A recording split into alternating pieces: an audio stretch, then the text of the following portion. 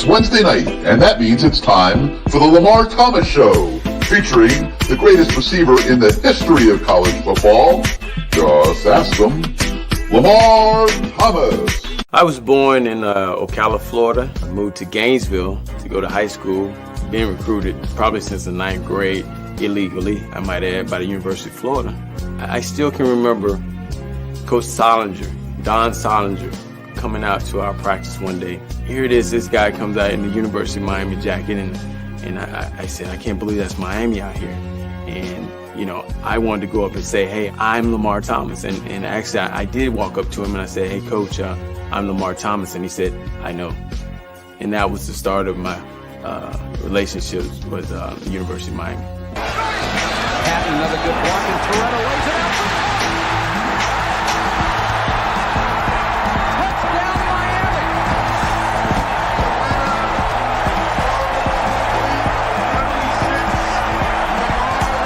You come down here, you'll be on TV every weekend, dominating. I thought about it. I said, man, where do I sign?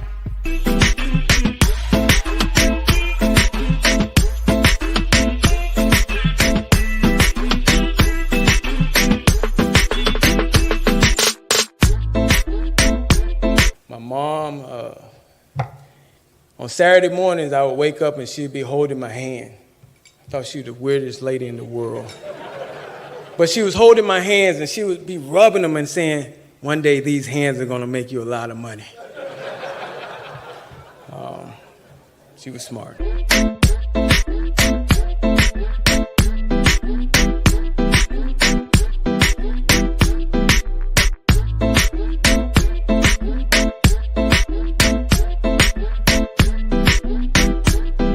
So now, here he is, the great one, along with co-host Gary Ferman of CaneSport.com, Lamar Thomas.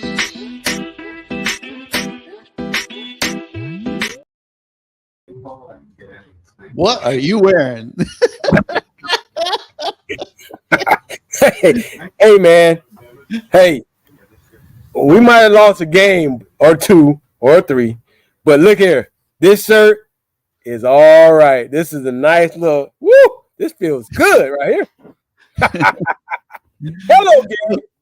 Well, hello, everybody, and welcome to this week's Lamar Thomas Show. He's Lamar, I'm Gary, and we got a good one in store for you guys tonight. Tonight's show is presented by Caneswear. As you could see, Lamar is sitting in the store, the largest Canes fan store ever created in Davie, and Caneswear is the place where you can get just about any type of Miami Hurricanes merchandise that you could possibly want. They've got it all, men, women, kids, pets. They've got every size that you could want. So get on over to their store at 2655 South University Drive in Davie, or go to caneswear.com. Check out everything Caneswear has to offer. And that sweatshirt you're wearing, Lamar, Sweet. Lightweight. Lightweight. Lightweight? This is South Florida right here. This is a South Florida sweater. I don't know. It's lightweight. I could wear this outside right now, and I feel good. And it fits me well. That's darn nice. And tonight's show is also sponsored by Williamson Cadillac, the place where LT goes to get all his beautiful brand new automobiles. When he comes through the door, they know he is there to do some business, and LT gets the first class treatment, and you can too at Williamson Cadillac. So make sure you head on over there and ask for Jermaine Chambers, the former Cane. He's a finance manager.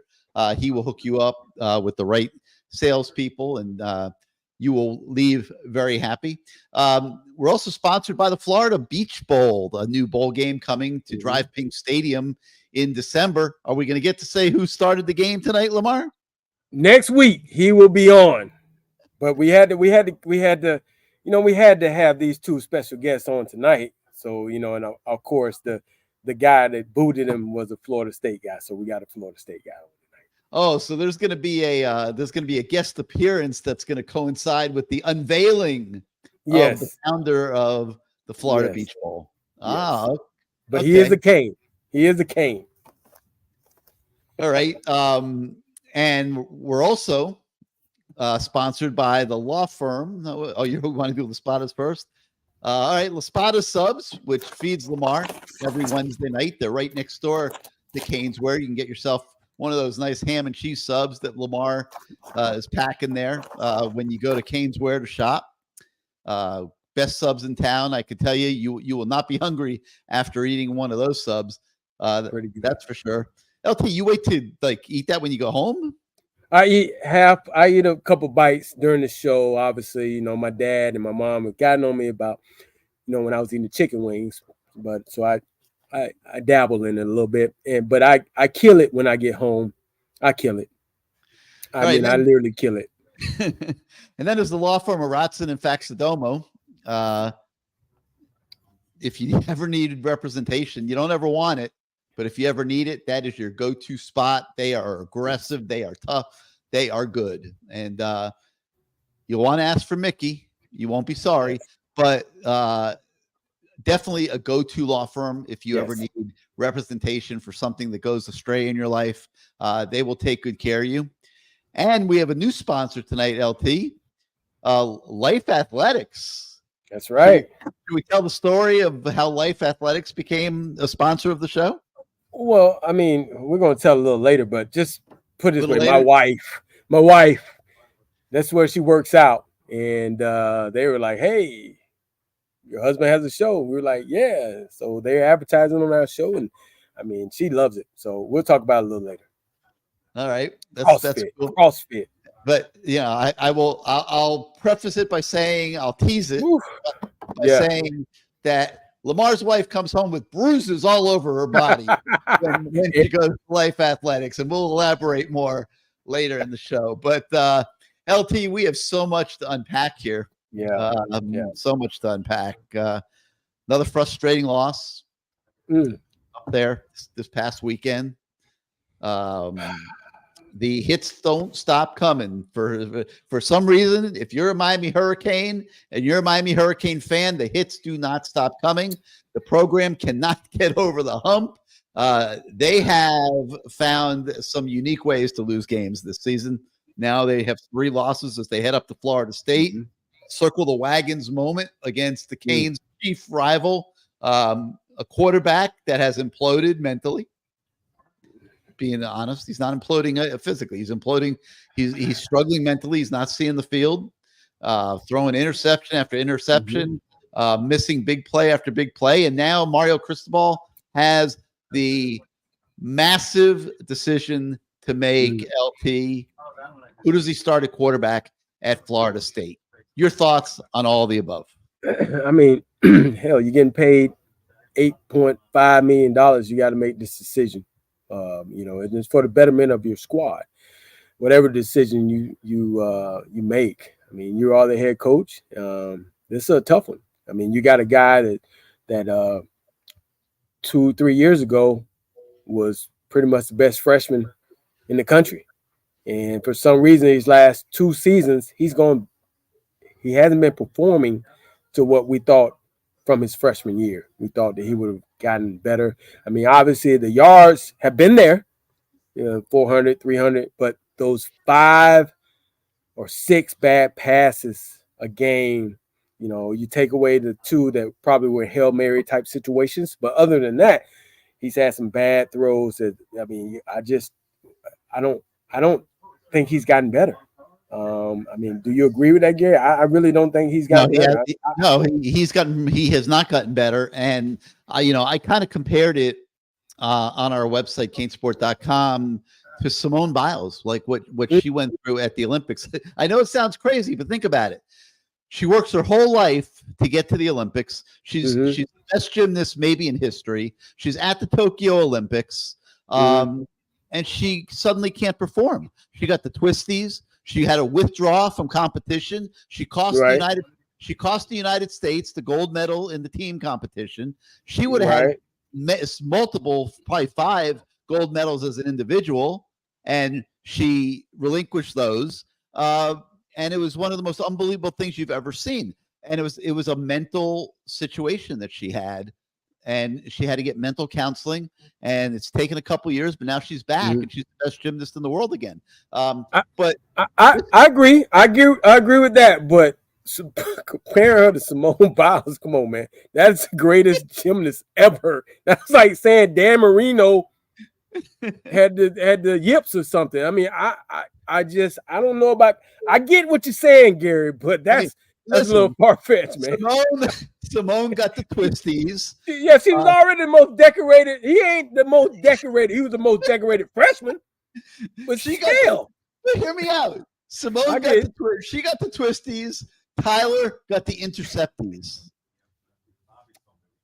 Okay? But still, that's Simone Biles, bro. You got to come with we got to think of another quarterback later on in the show, bro. You can't say Simone Biles, I've never bro. seen this happen to another quarterback before. I'm sure it has, but I mean, look, this is a talented kid. This kid, I get it. He just threw for 370 on Texas A&M in September. He did. And at the last 6 games of 2021, he threw for like 350 a game. He had 20 touchdowns and 2 interceptions. Like, this was a good quarterback. What has gone wrong, Lamar? Have you ever, in your travels, seen anything like this before? Where somebody's talent, it's like Space Jam. It's like somebody just sucked the talent out of his football playing body, and he's just out there, and he just doesn't look right either. You know, I got to say this. I mean, he's had 3 different coordinators. First coordinator, it worked. He was young enough. Whatever Rhett Lashley was doing with that offense, it put him in where he didn't have to think. It was already however Rhett Lashley called his plays, it was the reads were already there for him. I mean, they threw a ton of bubble screens and they threw a bunch of passes to Rambo and the guy that broke the records. I can't think of his name now. Number 3, Mike Harley. But you get the guy last year. I don't even want to say his name because it was that bad. And I think it screwed this kid up. And then now this coordinator, I think, is a good coordinator. I've seen his work before, but somehow, some way, they're not on the same page. They're not on the same page because he looks, like you said, he looks scared. He looks lost. Uncertain. He has uncertain, no emotions. You watch him on the sideline. I like to sit and sometimes just look at him on the side. Nobody's talking to him. I don't know if he doesn't get on the phone. I mean, I don't know what is going on and how he is a digress because he's going backwards. This is just my opinion. Massively. Gone backwards massively. This is a kid that had 6 interceptions and 5 interceptions in his 2 previous seasons. Now he's got 10 in 4 weeks. I don't get it, man. I don't, and coming into this season, there was so much hype, that he would have a better year than the year getting rid of that coordinator. And this guy is a guy that spreads the ball out. Obviously there were stories about he learned how to run the football, but hell, I didn't know he learned how to run it every damn play. I mean, this is watching them play on offense sometimes.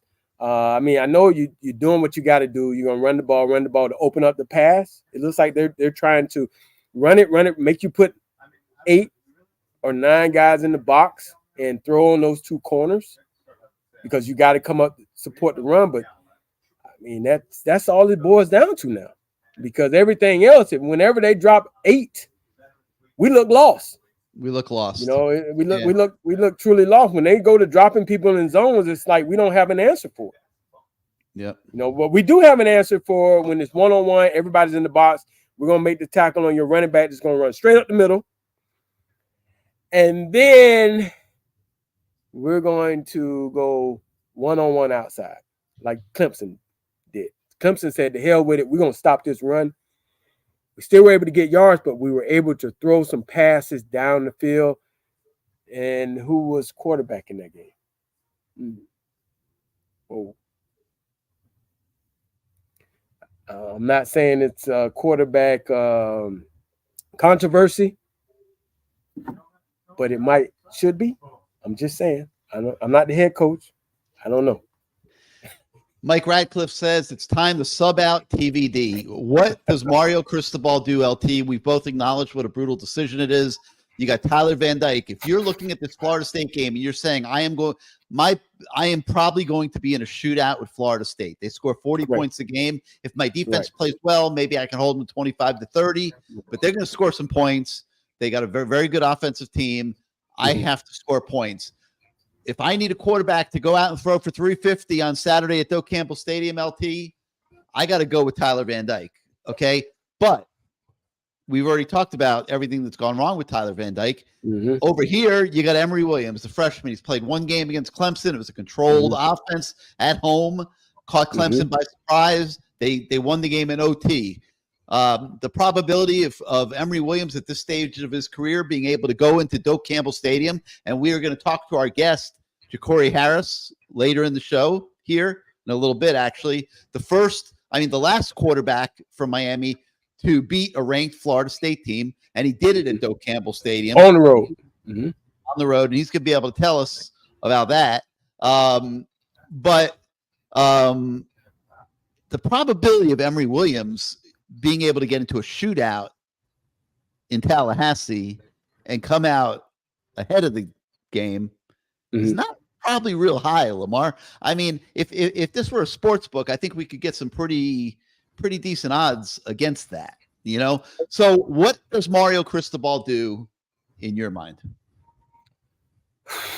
Man, that's a tough decision. First of all, I think with today's climate, we shouldn't use the word shootout in Tallahassee. Okay, let's just make sure we don't use that. We don't want to get knocked off the air. But that's a tough one, man. That's why you become a head coach. That to make the tough decisions, because at some point you have to make a decision. You can't keep going back and forth. And also, now this is what I heard. I don't know how clear it is, but they might be trying to save his redshirt year. I'm not sure. I'm not sure. So with that being said, I mean, he's played 3 games. He played the next one. I mean, he you know what? It might be time. It might be time to try to save the season and prepare for the future. Now, here's what I have to tell you about the future. He's considered a sophomore. Am I correct? Because the COVID year didn't count. What happens? You talking about Tyler? Yes. So what happens next year in the offseason? He's out. He'll go to the portal. If he doesn't start Saturday, he's going to go to the portal. Oh, jeez. Well, there's no doubt in my mind. I mean, and plenty of quarterbacks go to the portal. Yeah. I mean, that's what Miami's going to go to the portal and find other quarterbacks. I mean, they have to. Yeah. I mean, they have no quarterbacks on this roster. I mean, I would say, hopefully he can go to Rhett Lashley and those guys, because that was definitely a spot where he was good in their offense. But I think they got 2 quarterbacks over there that are pretty damn good, and they're from Texas, so they ain't gonna knock nobody off that ain't from Texas. So I that's a tough decision. He's gonna have to really watch this week's practice and see if there's anything that TVD is showing any type of fight. If not, then go with the other guy. Yeah, I believe that both have taken first team reps this week. So, now we've gotten to Wednesday. Tomorrow's Thursday. It's about the point tonight probably where Mario's got to make the decision which way to go. Yeah. Well, this is it. I mean, I'm going to say this on the air right now. I'm going to try to sneak down to practice. I'm trying to show up.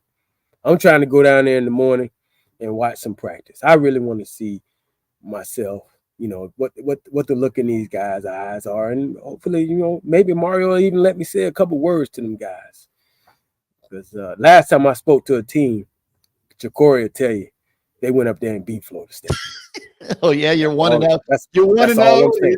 That's all I'm saying. Now the speech couldn't be recorded because there was a lot of things I said. But, they all remember. And we're going to ask Jakori tonight if he remembers that speech. So All right, let's bring our voice of the fan, Bruce Warner. Look, he's got the jacket on. He's trying to copy you, LP. I copied him. I bought this with Caesar at the before the Clemson game. I got this good. It's gorgeous, and look at on the sleeve. Got this. It's nice. And Mark got a black one. Don't make anything out of that. But here's my thoughts. You're asking me what I think Mario's going to do or what I would do. Well, first, what Mario's going to do. Mario's probably going to go with Van Dyke and then he's going to probably wind up bringing in Jakori Brown. If it was up to me, I'd start Emory Williams because I'm not looking at this game Saturday as the be-all and end-all. I am looking ahead. He's got Louisville. He's got BC. He's got a bowl game. And they open up where? Against Florida next year? I don't want this kid not playing anymore this year. He opens up in September, which he'd be off 10 months. I'd let him play. The hell with the red shirt stuff. That's just me. Van Dyke is just whatever phrase you want to use, shot his load, whatever you want to call it. He's done. He's done, and he's mentally done. And I don't think I feel bad for this kid because Gary and I always said in the offseason, he's the guy. He's your best guy. And after he goes 4-0, not 0-1, 4-0, and the bottom dropped out. What a difference, night and day of the first four. And then started with the knee. Yeah, and then I people don't. I see these comments. They don't want to blame Dawson, but what are they doing during the week to get ready for that same defense that have now been played against them? I don't disagree. Listen, I like Shannon Dawson a lot. I don't hold him blameless in this at all. Like that's the guy he's coaching, and if he's showing up on game day not knowing what the hell he's doing, then you got to take responsibility for that as a coach. And Shannon Dawson did this week, guys.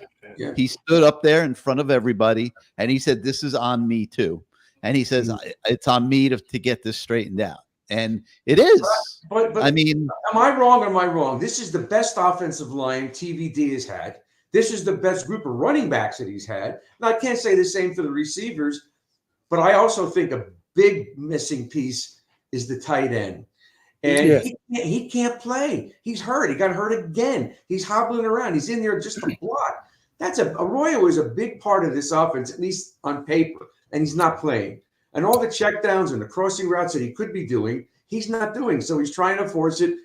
And what, did they throw 2 balls to Restrepo last week? So it wasn't as if he was trying to, go to the same guy constantly.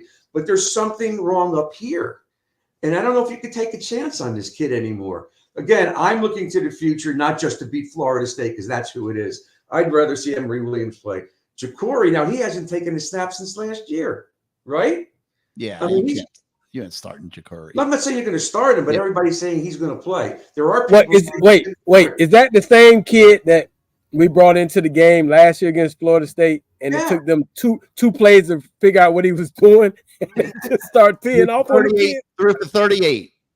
For 38 yards. So, I know that he beat Clemson. I know it was a scripted offense.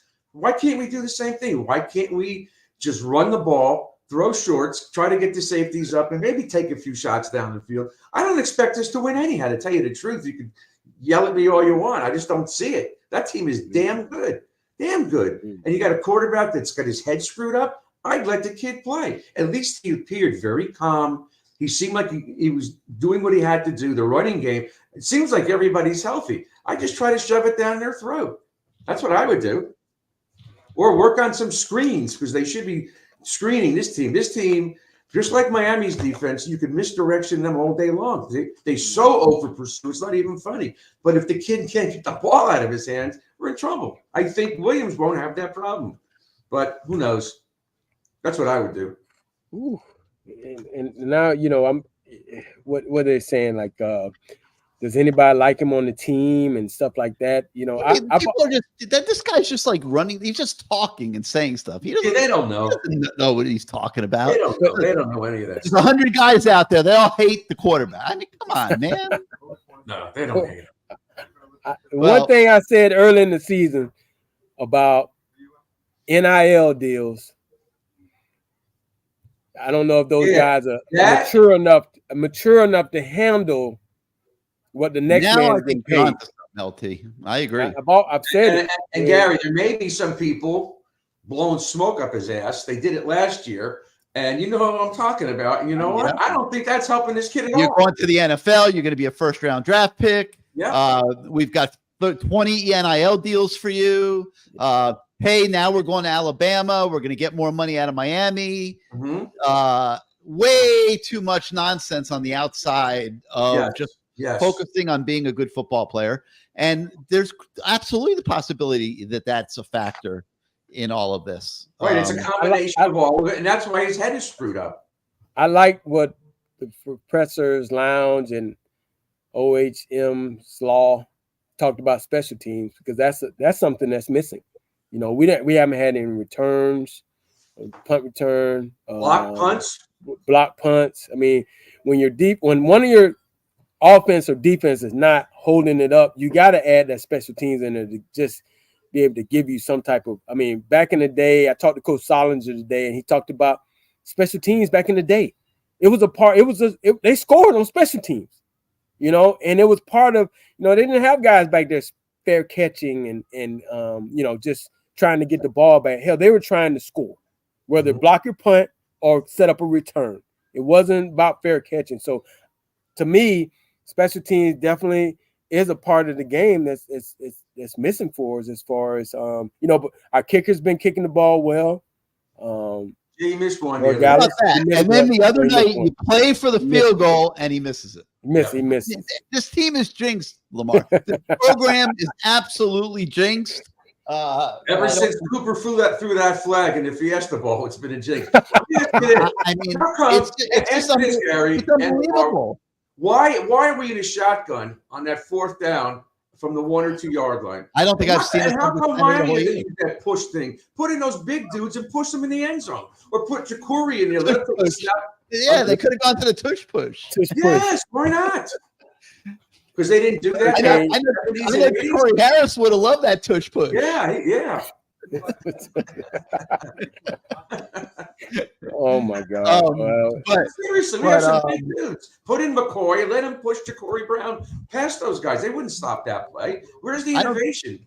I don't think I've seen them under center the whole year. So they just probably don't work with the quarterback under center, and you can't just suddenly make an exception. But how about you don't play for a field goal the entire year? Your kicker's made 14 kicks in a row. You play for the field goal to cut a 4-point lead to 1, and he misses the kick after 14 straight. I'm telling you, it's just unbelievable. But anyway, there was once a great moment. I think it was 2009 season opener where a young quarterback that I remember very well went to Doak Campbell Stadium, put about, I think, 370 yards or so on Florida State, came home with a victory. And we believe, we haven't double checked this to the max. Somebody's already arguing with me in the comments, but we believe he is the last Miami quarterback to beat a ranked Florida State team at Doak Campbell Stadium. That's our belief. Whether it's true or not, we don't really care. We're going to ride with it right now because here he is, Jakori Harris. Welcome to the Lamar Thomas Show, Jakori. What's up, man? Hey, it's good to see some familiar faces, man. I haven't seen you since we used to go to Miami Prime Grill. Yes, sir. That's what I'm saying. It was crowded. I got you guys in there. Yeah, I appreciate it. Was that they're closed now, man? They're closed. He just asked a question. Was that when I was in college? Yeah. Long as it's not during college, man. We don't want nobody to NCAA to dig nothing back up. I didn't pay for you to get. I got your seats. Hey, that's an impermissible benefit. Well, it's too late now. I'm going to turn it. Don't worry about it. Got enough stuff to worry about with Michigan. So yeah, you're right. Hey, Jakori, it's great to have you on the show, man. You know, I was your classmate. Yes, sir. Yes, sir. Let's. I usually start off by asking the question, why Miami? Let's get into why Miami? I mean, you went 30-0. Yes, sir. At Northwestern. Wow. Didn't lose a game. I actually came to a bunch of your games. Yes, you did. You had some great talent around you, but you were being recruited by everybody. Yeah. But why did you choose Miami?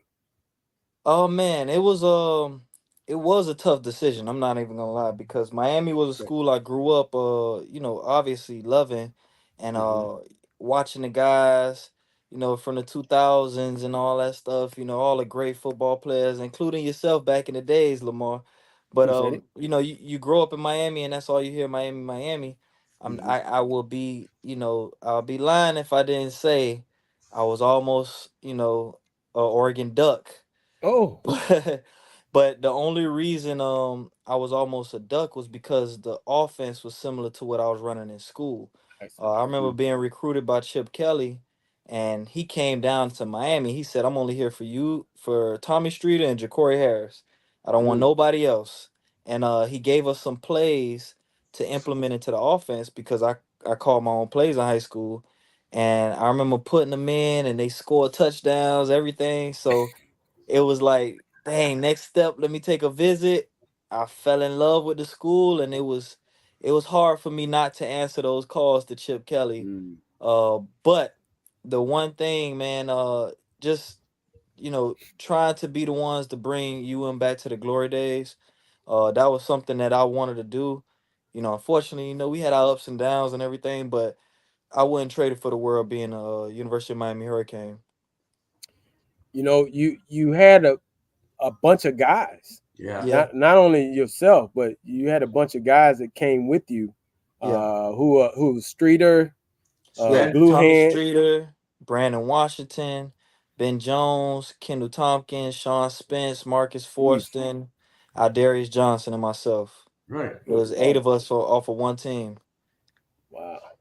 Hey man, we Well, we wish we could have pulled off. We could have did the same things we did in high school, but you come in, you gotta adjust to college. You got right. we just, no excuse at all, but What happened here?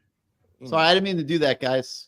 It was my fault. I Yes, hit, you did. I You like- actually you hit, like the I was limelight. typing, I hit the button. It's I'm all like, good. damn, It's all good. what Gary doing? Now, you get there as a freshman, Yes, sir. and I was going back to school, so I Mhm. was in a lot of your classes, Yep. and All the remedial I- classes, right? yes, I'm messing with you. remedial. I'm messing with you. I'm messing with No, you. no, we got to start off right. No, I'm messing with you. But we're in these classes, and I could tell straight off the rip, you guys are like, holy crap, we got workouts in the morning, and we still got to go to class. Yeah. Some of y'all were looking like, holy, like I don't know if I can do this. Yeah. And It's- I Go ahead. Continue. I just remember seeing you guys, that freshman group, Mm-hmm. and saying they have no idea what they just got themselves into. Yeah, especially when we me, Sean, Aldarius, Arthur Brown, and Marcus, we all graduated early. So Right. we were there when we were supposed to be in high school, and we was doing spring workouts. Yep. And I remember being in the sand pit questioning, like, dang, hey, should we have waited a little while? Should we waited till the summer to come in with our group, so it wouldn't seem like we're hurting? We'll at Right. least be hurting amongst people that's our age and with our Right. group. But man, to come in there, I was happy that we did get a jump start, and we did get opportunity to get in there and learn from some of the older guys about the history, about the program, about the workout, the work ethic, and everything it took to be a Cane. So that really helped us. And yeah, it was an eye-opening experience, man. It's different. It's a lot different from high school. I remember watching you guys sit in theater, Theater class. and most of y'all was back there asleep. Yeah. And the lady said, she said, Lamar, I'm gonna have to give them F's. And I go, listen, here's what they have to go through. They're supposed to be in high school right now. Okay. And this is what they're doing early in the morning. So just, can you cut them a break, and can you let me be in charge of them? She said, yeah. But she had no idea what you guys were going through, because remember, all your work was being done early in the morning, and then you would go to class. Yeah. And class was our time to rest. Yes.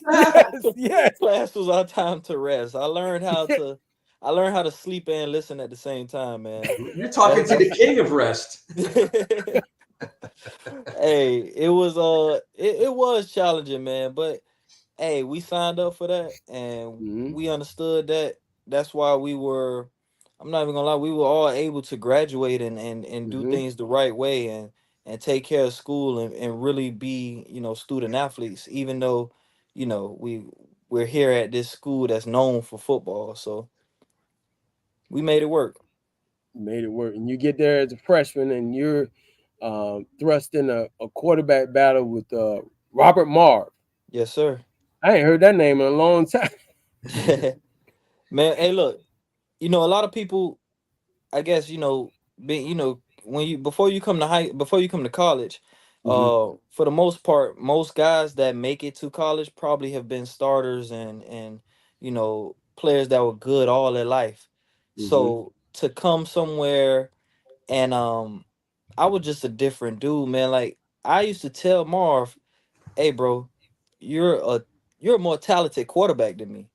And he like I would tell this guy that I was like, hey, you could throw, you could make every throw, you could do this, you could do that. I say, but the one thing that you're not gonna beat me in is you're not gonna know up top, you're not gonna beat me. Mentally, you're not gonna beat me when it comes to knowing the plays, putting the team in the right position, making the right decision. I said that's something that I can help you with, but it's something that I don't think you'll be, better than me at.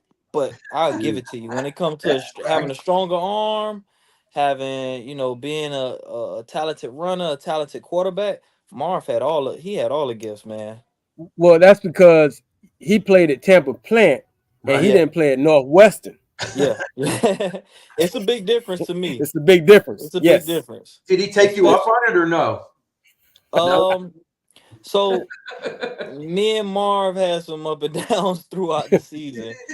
But at the end of the day, I was all about just wanting to win. So I never Mm-hmm. really had any, Marv was a cool dude. Yeah, we when it was times where like against Duke when I got in and Mm-hmm. took us from 17-7 and won the game Mm-hmm. 49-24, or we played Virginia, they put me in at the Virginia. end of the game and I took us to overtime and then won in the overtime. I Mm-hmm. did think after those games that I would be the starter, especially my first game, even though it was just Charleston Southern. I felt like I had did enough to be the starter for, at least the University of Florida game right after. Right. But I never, especially being a freshman, I never looked at it as, what, they're trying me. Mm-hmm. Marv isn't better than me. This, that. I just said I want to help my teammate. If they feel like they want to keep him as the starter, I'm gonna do everything I can to help him as much as I can. And whenever I get my opportunity, I'm just going there and have fun and play the game. It was only one time that I was disappointed, and we were losing 41-10 to Georgia Tech. Mm. And Coach Nix didn't put me in until like the fourth quarter and told me, he really told me, hey, I need you to bring us back. And I started crying. I started crying. Wait. 41-10 against Georgia Tech when they were 41-10. running the wishbone, when you When never they, get the they had ball back. Josh Nesbitt, Anthony Allen, they had all these guys, man. They was killing us. T.I. and all these celebrities was there in Atlanta on the sideline. And we were getting killed. And I was trying to figure out why. Mind you, this is after all those games that I had just like I was put in and brought us Mm-hmm. back and this was towards the end of the season. I'm like, okay, now why would you throw me in at the end of the game and tell me to bring us back? Like I literally had tears in my eyes going to the huddle and they like, what's wrong? I'm like, bro, this man really didn't put me in until now and he expect me to bring us back. I can't do it. There's no way in hell I'm gonna get this done. I'm taking a guess here, Yeah, Jakori. Your yeah. teammates backed you. They were in your corner. Would you say that's true? For the most part, I would Yeah. say that's true. I would say that's true. But like I said, man, I just want to win. I just wanted to win. So it Mm-hmm. was I didn't care who was starting. If I felt like I was better than the person and they got the opportunity, I'm gonna support them 100%. Well, you took us to a victory up in Tallahassee Yeah, with an asterisk because the receiver did drop the ball in the end zone, he which was did, and that was great. Woo! I was that's screaming. exactly why I didn't celebrate at the end. I didn't know whether or not the review was gonna come back Right. saying that the guy caught the ball. So a lot of people was like, man, look at him, he's so ice cold. I'm like, no, I'm not ice cold. I was scared as shit. I didn't. I thought we lost the game, and I wanted them to get the review over before I started celebrating. So I wasn't ice cold. I was scared. So Jakori, I must ask you this question. See if my memory serves me right, because I'm older now. Mm-hmm. But what did you guys have a former player speak to you guys before that game or something? Oh no! Out of the practice field, and there was a lot of cursing and in this speech. Jakori, do what Ivanka Trump did today. Do you happen to remember that or not? What's his name? Did his name start with an L? I don't know, bro. I don't know. Lawrence Taylor, maybe. Leonard Taylor. Jakori, he's going down to practice tomorrow, okay? Unannounced. And he's going to tell Mario. Hey, the one thing I do that what Lamar is kind of getting towards is that's the special thing about having an opportunity to play for the University of Miami. Mm-hmm. You got guys that are greats that's coming back to the school, whether they're enrolled in the school or they're just trying to be a part of the program still, like Lamar and coming back and pouring into the team. And that I appreciate that. That was like, we watch these guys on TV growing up. We see them all the time, and then to see them when we're there working out, when we're in the weight room, we got Andre Johnson and Santana Moss, and they bring in Plexico Burrs, they bring Terrell Owens, and bringing all these guys. Got A-Rod right there lifting next to you, The Rock coming there and lift next to you. Those are things that I don't think you'll ever get going to another college, because don't nobody want to go back to Tallahassee and chill in the off season. No one wants to go to Gainesville or Tuscaloosa, Alabama. They might come there for 2-3 days and they have prestigious, players and great players that went on to do great things, but they don't have, the University of Miami. They don't have the guys that played back in the days when, coming out off the plane and fatigue and all that stuff. They ain't got the gangsters like that. So, that's something that we really appreciate and really helped us, that motivated us to want to do better and want to win. I think you ought to wrap that up, Gary, and send it over to Mario to use for recruiting. Hey, that's true. That's true. It's true, Jakori. There's no doubt. But Lamar, he, of course, remembers that. He's going down to practice tomorrow, and he's going to tell Mario, I'm 1-0, coach. I'm 1-0 on the road. If I give a speech before the Florida State game. Hey, man, you got to make it happen, man. And don't censor me. Just let me go. That's what I'm talking about. No censorship. No censorship. Hey, no cameras, no nothing. I don't want this recorded. Just let me go. Yeah. And you're gonna hear what I got to say. That's it. Because that's what it's about, if you go up there not thinking that it's a rivalry, then you've lost the game. It's a rivalry. It's not a regular game. It ain't a regular game. It's a rivalry. I spoke to Brian the Beast earlier, and I was talking to him about the similar thing. Like, people don't understand. Both teams could come into this game 1-9, and at the end of the day, this is gonna be the toughest, a bloodbath. It's like putting two UFC fighters across from each other in the ring, and you ain't got nowhere to go. Once you step on that field, it's game time. And my thing is, like, not to take away from playing home, but playing away at Florida State, and to be in that atmosphere where everybody hates you, that's probably the best feeling in the world. Especially when you get to leave out of there with a victory and walk off their field knowing that you just, accomplished something that a lot of other teams, especially this year, since they're undefeated, they could go in there and make history and knock them off. Mm-hmm. So, but you got to remember, you have to realize that it is a rivalry. You can't go up there. Last year, I said it on the show. I said, if Miami does not think it's a rivalry, they're gonna get blown out. Yeah, that's the only way you can think of it. You got to think that, hey, this is a game that we circled. at the beginning of the season, when they saw the schedule, that's a game that I can't wait to play in, because guess what? Everybody in the country is going to be watching. And if I have a chance to make a name for myself in that game, I can. I will. Yep. You know, that's the best way to look at it, because ain't nobody watching. Let's see, what's one of them games we had early in the season? I don't know. One of those games that nobody that we had early in the season. Miami, They're not gonna Ohio. watch that. Yeah, Miami, Ohio. They're not gonna watch that. Miami, But Ohio what tried to make it. They tried to act like it was a rivalry, talking Yeah, about they they the tried to. real Yeah. Miami.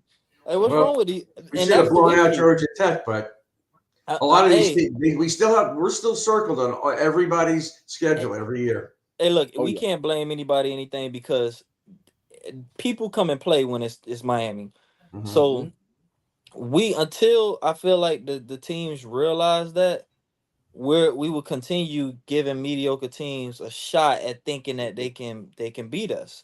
Mhm. You got to go into the game saying, hey, you know what? I don't care. Like the Dolphins put up 70 on I forgot who they played. That's how we got to go into every game. Like, nah, we not. I don't care if we beating this team 70-0, and it's only the third quarter. We not finna stop. We gotta, cause that's the only way to get Miami back to where the greats had it. Because if not, it's just gonna be it turns into nice ball. Like, we just being nice now.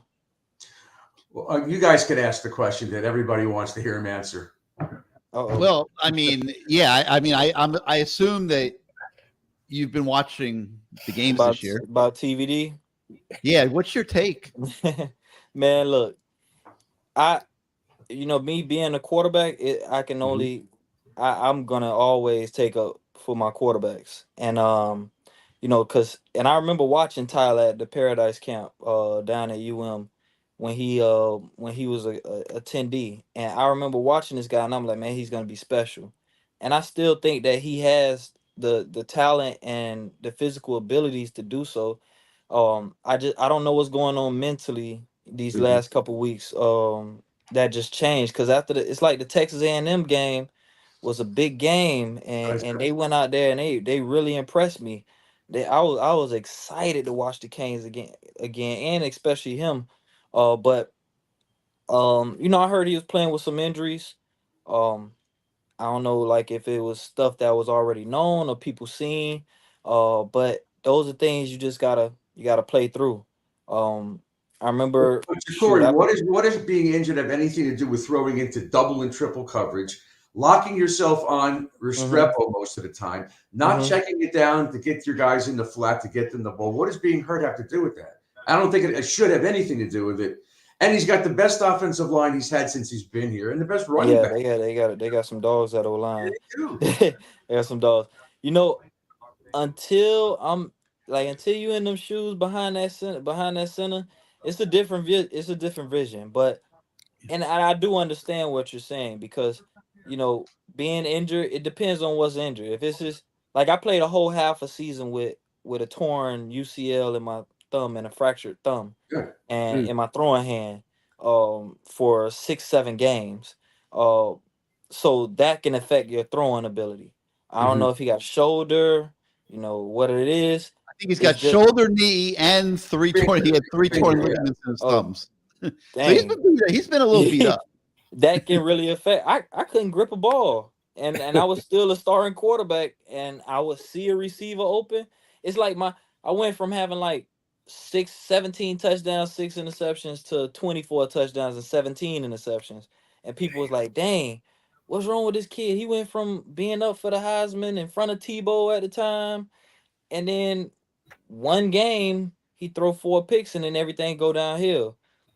And I never said anything at the time, but of course I've said it now. But I was playing, I couldn't grip the ball at all. I had to learn how to throw all over again. The very next year, went into spring practice. I had surgery in January, and I didn't make it back. I didn't know this took that long, but I didn't make it back until halfway through training camp, and still ended up being the starter. So what would you do? What would you do, my friend? What would you do? Would you burn Emory Williams' shirt because he's played his max 4 games? Okay. Or would you let TVD play, knowing how banged up he is and what you've seen the last couple of weeks?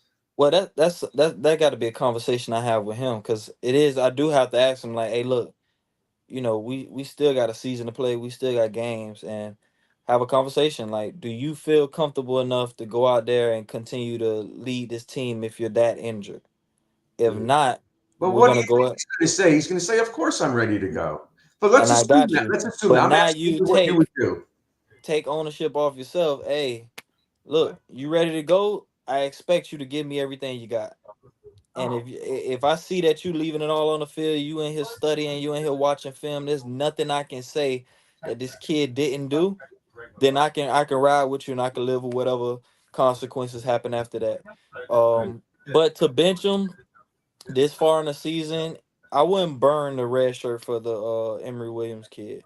You wouldn't. I wouldn't I either. think I it's a wouldn't little bit either. too late for that, and it serves no purpose. Now, if we trying to make it to the national championship, Mhm. and this kid is we seen him play, he putting us in a position to continue winning, then that's a decision that will have to be made. But right now we're playing for just a better bowl, a Mm. better bowl game. And I don't think that his a year should be wasted when he didn't get a chance to play it. But I heard Jakori Browns can play Right. and He not can. burn his red shirt this year. Right. Because he's only have 4 games left, 3 in the bowl, so he can't. Yeah, so in that case, it's like, hey, look, TVD, if you ain't healthy, I'll play Jakuri Brown, Mm. but I still think Tyler gives Miami the best chance to win. The Tyler that we know gives Right. Right. Miami the best chance to I'm, win. With I'm Tyler, two offensive coordinators ago. See, and Hey, that's look, it's like that. I went through 3 offensive coordinators, mm, and it went to my last one. Well, I'm not gonna steal any shine away from Whipple at all, because my first year with Whipple, we had a tremendous year. It was phenomenal. It's just that we didn't make any adjustments, mhm, and by the end of the year, everyone was calling out our plays as soon as we line mm, up, as soon as we came out the huddle, and I didn't have the ability to check into check. anything. Mhm. So it used to be times where I'm on the field hearing the guys call out the plays. I'm looking to the sideline like, hey man, what you want me to do? Just throw it up. And yeah, throw it up and hope that my receiver make a play. But Jed Fish, my last offensive coordinator, when he came in, he gave me the ability to do whatever. Hey, he Mm, call a play or he won't even call a play. He'll just look at me and he give me the signal like this. That means you go ahead and take care of the play.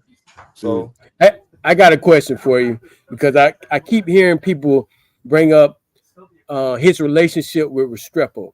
Now, mhm, here's what I said. This is just my opinion. Human nature, quarterback is gonna have his go-to guy. yeah, That's just, I mean, he's gonna have a guy that he knows he can trust, whether it's a tight end, yep, whether it's a receiver, whether it's a running back. He's gonna have that guy. If that guy can continue to get open and make plays for me, hell, I'm gonna look for him. Now, yeah, the question comes in when he's double and triple teamed. right. mhm, They You got a can't. safety over him, You got to Lamar. come off him. But there's nothing. I try to explain to people. Human nature is every quarterback's gonna have his go-to guy, yeah, and that's just the way it is. And yeah. but you're hoping that he continues to get open, and the other team doesn't triple team him to force me to go somewhere else. But if they do, I have to go somewhere else. I'm gonna be honest. When playing quarterback, my go-to guy when we're in man coverage. When I'm getting Mm-hmm. man coverage, that's gonna be the first person that I look at because now it doesn't turn into me reading the defense. But if they Mm, run in zone, you gotta read the defense out. If my go-to guys, if he's the third read in the progression, I'm not starting with him. right, If right. it's a flood concept, I got a vertical, I got an out, and then I got a hitch. Mm-hmm. Then you got to I'm hit. not or a flat route. I'm not Right. starting with the flat. I'm working my way down. I'm going from vertical Mm-hmm. down to the out, down to the flat. So it's all about how the offense is set up. If Mm-hmm. Restrepo is his first read, no matter what, then I can understand why sometimes it look like that's where he's going to. And I've seen that sometimes. I've been some places where like they'll tell you, hey, no, just throw to this guy, just throw to that guy. And I don't think Dawson is like that at all. I think it is an offense to where he has to read it out and then make a decision. Um, So if he's reading it out and he's still just going to Restrepo, then that's something different. That's something we gotta. Hey, look, we gotta change this because your go-to guy, he gets worked into zone coverage. Man to man is just one-on-one. In zone, anytime they're gonna run zone, that mean if he's getting the ball, that mean you got some special play conjured that worked up for him. You got a route combination that's good against this zone coverage or something like that. Those are the times that you'll go to. Like Hank, when I had Leonard Hankerson. Right. So But you know what? They're kind of hamstrung. They don't have a tight end. They don't have Will Mallory anymore. yeah. And Arroyo was supposed to be the big deal, but he's still hurt. And that's got you can talk about it. That's horrible to not have a tight end that you can go to. It is. And I was blessed my last year to me and Coach Panunzio. I remember we kept talking about Jimmy Graham. Jimmy playing Graham. basketball. I was at the basketball games. Yeah. I was at the basketball. At the I wanted basketball the games. I wanted the other guy, but Panunzio he wanted Jimmy Graham. It was another guy that was tall, dark skinned cat. I said, and man, dark skin. I forgot his name. I know who you're talking about. I think he was. I forgot I know who you're talking about though. Eric and I was Swoop. like, Eric Swoop. Not Swoop. He was after. Swoop was after. He was after Swoop. Right. Oh. Yeah. Swoop was after. But it was another guy. I forgot his name. He played around the same time with Jimmy. Yep. But I remember Jimmy came on the field, no cleats. He came out there, ran a couple routes, and we threw him the ball. And I'm like, okay, he cannot run routes. But every time we throw him this ball, he catches it. Like, he catches it. And we went to Shannon, hey coach, he could catch the ball. Like, as long as we get it to him, he could catch the ball. And he learned. Jimmy kept learning. And I remember Jimmy having a tight end like Jimmy was easy because I remember the play, it was Houston. We used to call us every time we get to the goal line. Like I said, Whipple playbook was redundant. So every time we got to the goal line, we would call Houston. And all it is I have my running back to the right, 3 receivers to the right, and running back will run a swing. Hank could come in motion, he'll run a drag. That'll be my first read if the wheel linebacker blitz. If he stays back, I come off of him and I go to my dig, my spot, back to my swing. And the dig was always Jimmy. And Jimmy, I will always tell him, hey, just run to the back of the end zone and turn around and I just throw it up to you. So if the wheel blitz, I'm going to Hank. If the wheel stays, I'm just going like this to Jimmy. And I remember against Virginia, Jimmy went 3rd round and only had 200 yards receiving, but he had 8 touchdowns. I was like, how in the world? He went 3rd round with 200 yards receiving, but he had 8 touchdowns where he was mossing the shit out of somebody. And still in the league. Huge upside. His upside was incredible. Incredible, man. We all saw what he turned into to become. So happy for him. So Jakori, so you just went through progressions, and obviously that's where Tyler's struggling, is going through progressions, getting the ball to the right guy. Take us inside that. How does that go bad for a quarterback? I'll be honest with you. You can see it in their feet. You don't even have to know what the play is. You can tell when something's going to go wrong when you start watching the quarterback feet get antsy in the pocket. Once they start getting antsy, that's their brain telling them that, all right, hey, look, you're done with your progression. You need to do something with the ball. You could see on some of his progressions that he probably should take the very first person that he sees coming open. Like it might be a hitch, it might be a quick out or something like that.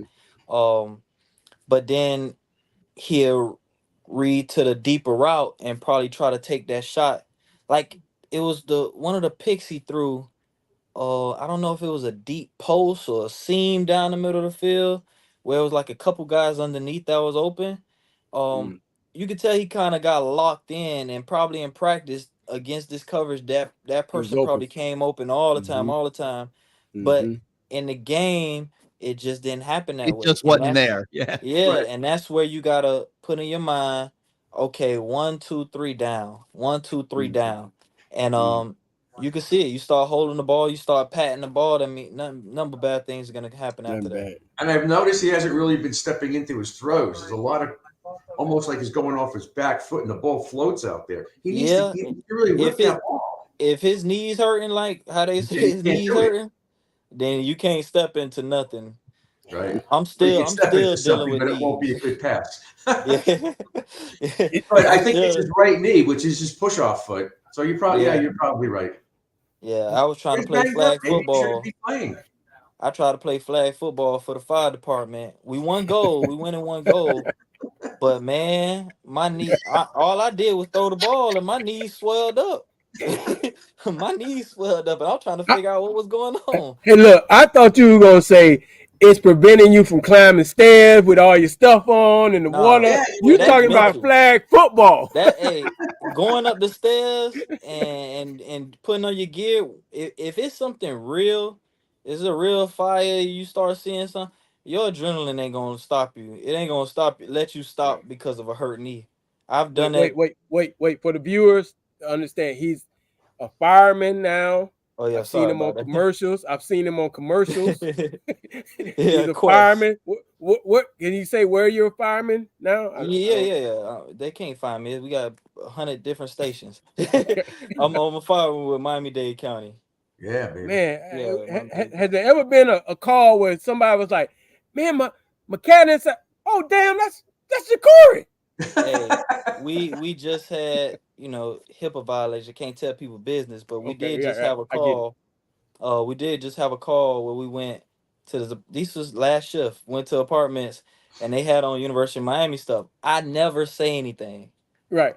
I'm taking vitals, and my officer, he's a huge UM fan, and he's like, he tell the person, "Hey, y'all ever watch the Canes? I see I got on the Canes stuff." And I'm like, "Oh, here we go." And then the lady, she was like, "Yeah, no, I'm a Canes fan, but my husband, he the one that's a Canes fan." And I guess he overheard, and he was, because my lieutenant was like, "You don't know who this is?" I'm like, "Bro, just chill." And then he came out and he was like, That's Jakori. I know you." And so it is cool. It is cool when because people do it happens a lot. It happens a lot. Being in different territories, especially my old neighborhood and everything. Right. It happens like all the time.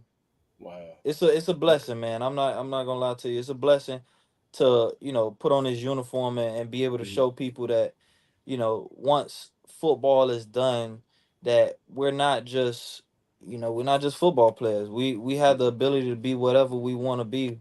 And I do try to, advocate a lot of former players or guys that, even if you made it, even if you had the opportunity to make it to the NFL, being a firefighter is not a bad job, especially down here in Miami. It's not a bad job to have, down here in South Florida. You get to save people and you get to work out, stay in shape. Like it's a rewarding job, man. Once a quarterback loses it, can he get it back? It's hard. It's hard. You got to believe in yourself or have somebody believe in you enough to where you don't want to let them down. I feel that way. It could get done. It's I think we all went through it.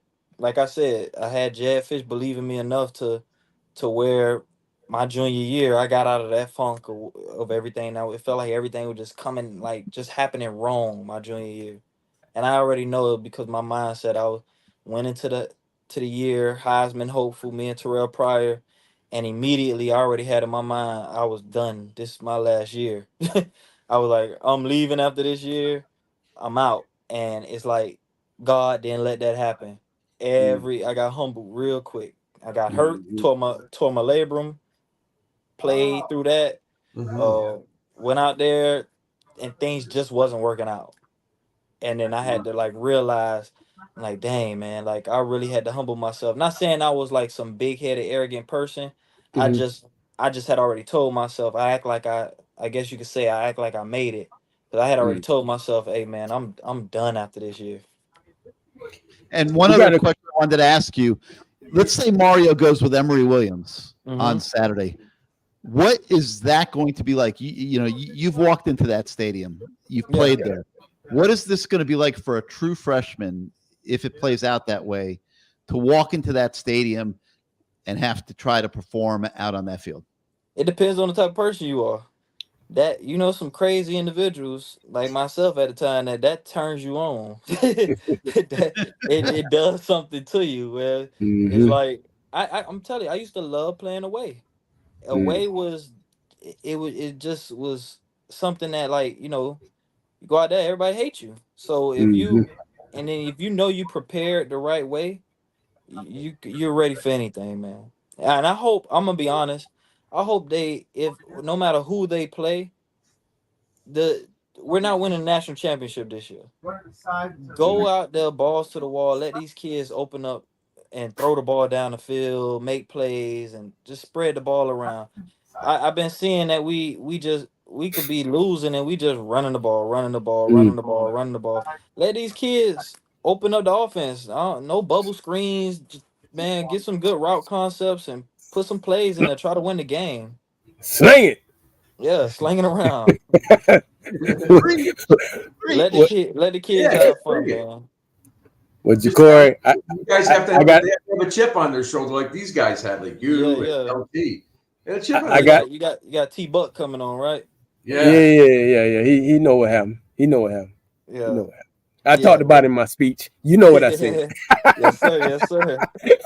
Well, hey, man, Jakori, man, I just want to say thank you for coming on the show, man. And we can have you on all night because you're great. You hear the quarterback. You guys, you talk so well about, because we never played quarterback. I know Bruce. Yeah. Bruce, you play quarterback back in high school. Yeah, there we go. That's what I'm talking about. I played quarterback out on the street with my kids. Hey, okay, we in Newark, New Jersey. We all street quarterbacks count. We're armchair quarterbacks. So getting to hear you come on, we appreciate it, man. And stay safe. I will.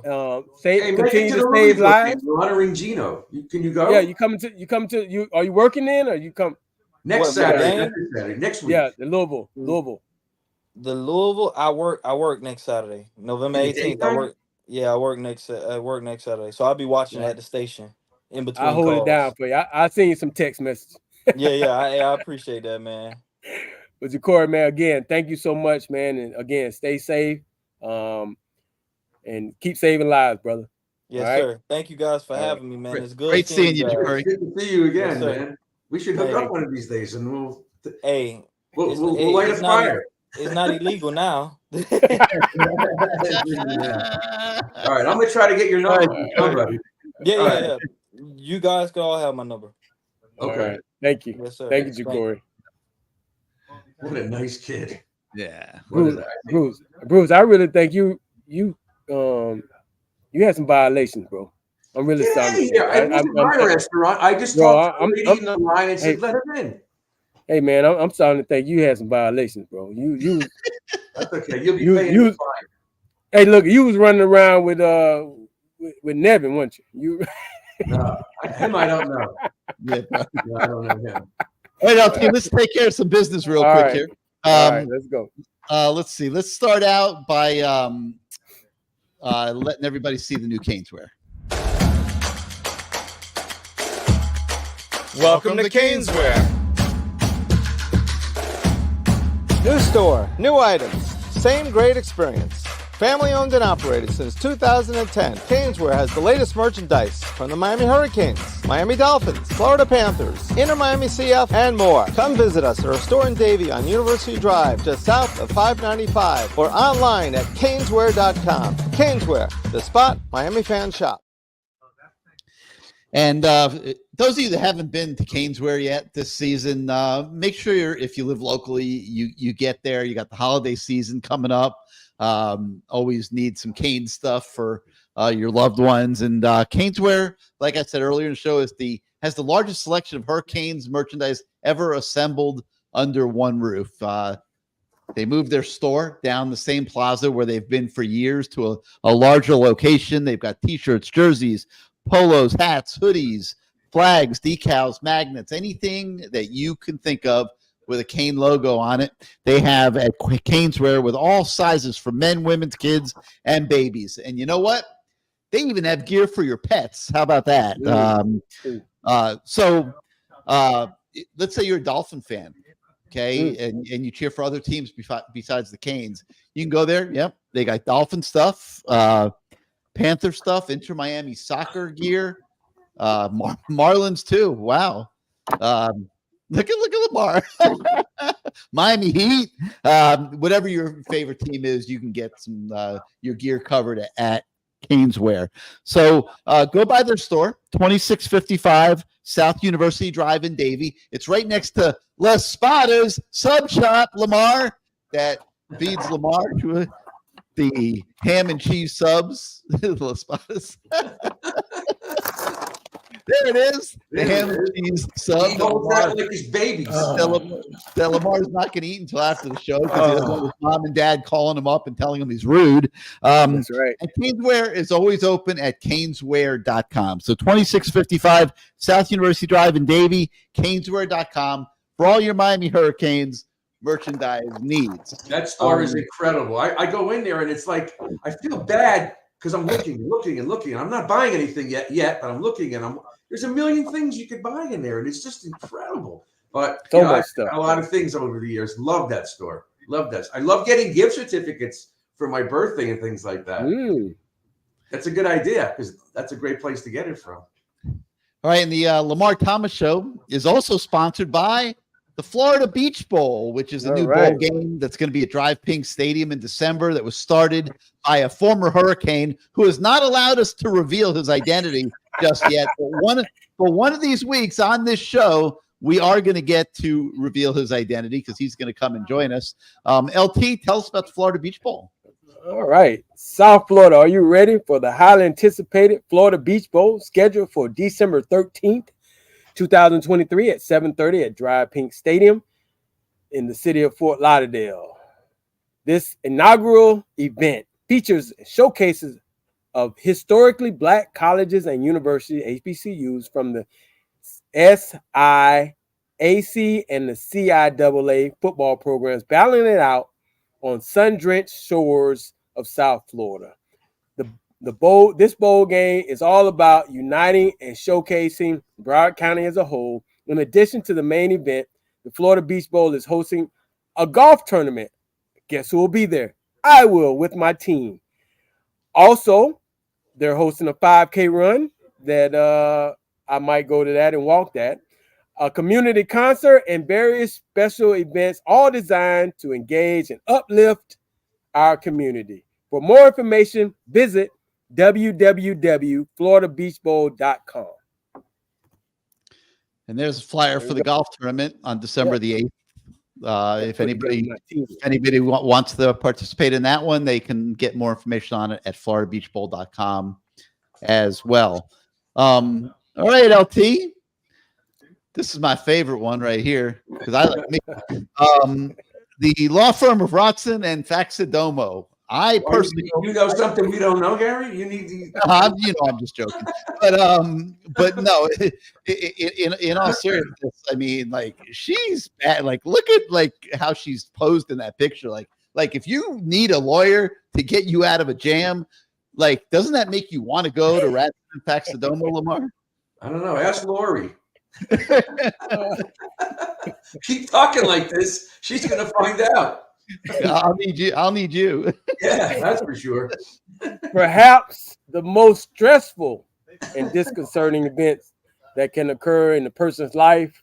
You're suddenly faced with criminal prosecution. So many fears and questions arise, whether you've been arrested for driving under the influence or indicted in federal court. Few of us are ever prepared for the anxiety of serious potential repercussions that accompany criminal charges. Although many criminal offenses carry the very real potential for jail time, even less serious crimes can have long-lasting consequences, such as loss of jobs, immigration consequences, felony convictions. At Rotson and Faxidomo, they are result-oriented defense firm with a focus on specialized client attention. Mickey and Jude are both well-respected, experienced, and aggressive criminal defense lawyers with a reputation for devoting 100% of their skills and talent to each and every case. Their goal is to handle your criminal matter effectively and quickly so that you can put the ordeal behind you and move on with your life. The lawyers at Ratson and Patridomo pride themselves on understanding that your case is troubling to not only you, but your family as well, while the end result is ultimately the most important thing. Mickey and Jude recognize that much of the anxiety associated with the criminal offenses stem from you not knowing what will happen next. Now listen, this law firm, they do amazing work. They pride themselves in winning and providing the best defense they can provide. In 2014, they were named Florida Super Lawyers for their skills, experience, and passion, dedication, and aggressively pursuing the best possible outcomes for their clients. Again, we're not saying that you should have this number on speed dial, but we're saying you should, in case something. And if you have a kid that's in school down south, they do a lot of work with youth, with young adults, helping them get out of trouble too. So obviously you see the number there, 305-600-3519, 305-600-3519. Write it down. Just have it in your wallet, because who knows? You just want to, it's just like having insurance. You just want to have it just in case. And they'll do a great job of representing their clients. All right, and the show's also sponsored by Williamson Cadillac, where Lamar goes to buy his wheels.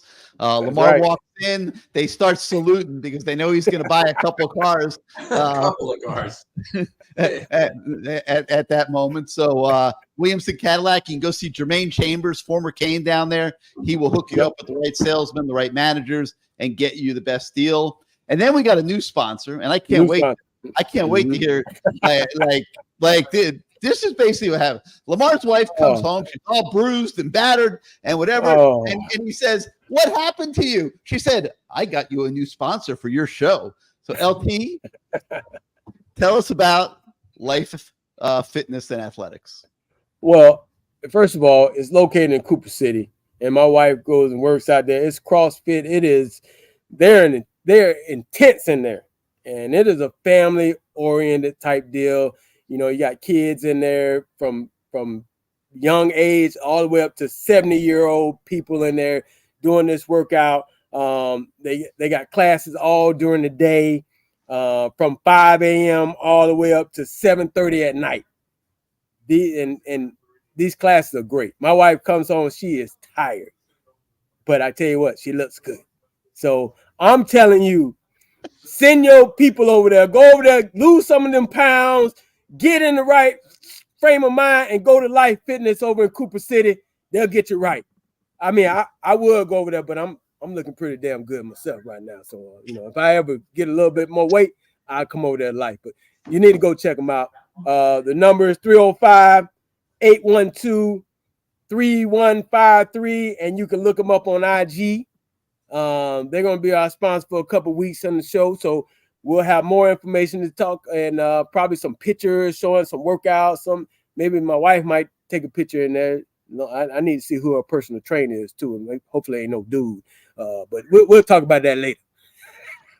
All right, now everybody that's watching, go get your popcorn, because we're all just going to lean back in our chairs. Because this is going to be the prelude to Miami and Florida State on Saturday, and we don't know how the game's going to go, but these two guys certainly have a lot of memory. Of course, Lamar, and our next guest, Mr. Terrell Buckley, who is so much part of this Miami FSU history. And T-Buck, welcome to the Lamar Thomas Show, and I thank you so much for having Lamar on your coaching staff this past season with the XFL. And beyond that, it's all yours, guys. Well, I appreciate it. All right, Mr. Buckley is nice. I'm going to cut you off. I want to. Hold on, man. You ain't the head coach here. You're not the head coach here. Okay. Hey, let me ask you the question, man. I'm on the stage. Yes, I am a proud FSU dad. Also, get that in there. We got all this hurricane gear I mean, I come on the show and it's like you this and Hurricane that, and y'all watched the game last week too. I might take some of that stuff down, but anyway, thank you, Mr. Thomas, for allowing me to come on your show. Again, Hurricane show. I appreciate everything. Should be pretty good this week for us. Well, I want to. So on my show, I usually talk about why guys went to their certain universities. Okay. So we won't do any different. We'll ask you why Florida State. I'm sorry about that. Well, I would say I didn't really want to take the Pell Grant money from Miami, and so Florida State was. You had to enroll to get the money, though, T-Buck. No, they was giving it out from the start. I mean, I just got a little bit more when I got there. But no, in all seriousness, I visited a few schools. The further I came down south was Gainesville.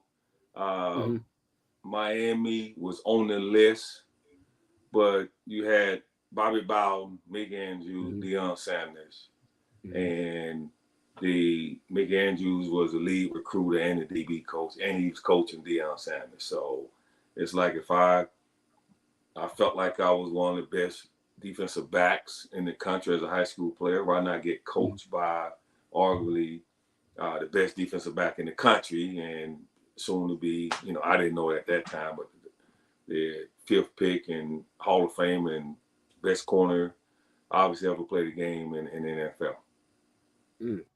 And so the schools that I know both of the Mississippi schools were in there. They probably didn't want to let you get out of there, right?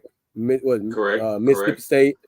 Yeah, Mississippi Ole State Miss. had every offer. I visit the 2 Mississippi schools, University of Mississippi and Mississippi State. Mississippi State, neither one of them was very good, and I was accustomed and used to winning, so that was X'd off the list.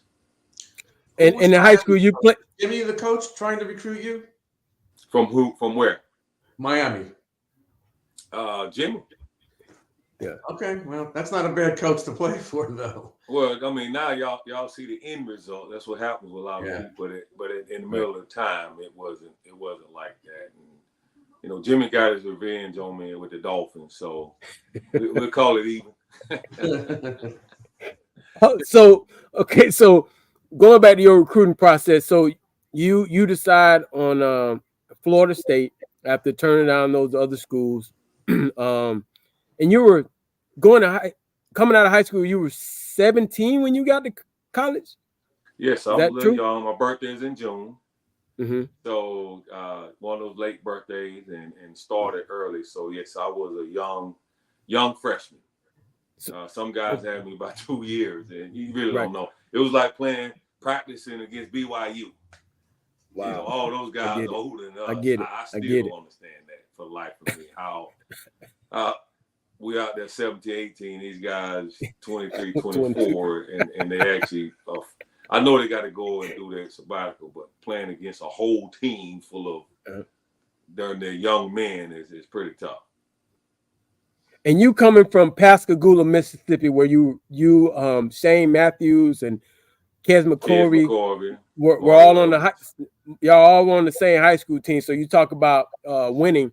You came from a winning program. So going to Florida State, at the time, you thought that it was a winning program, correct?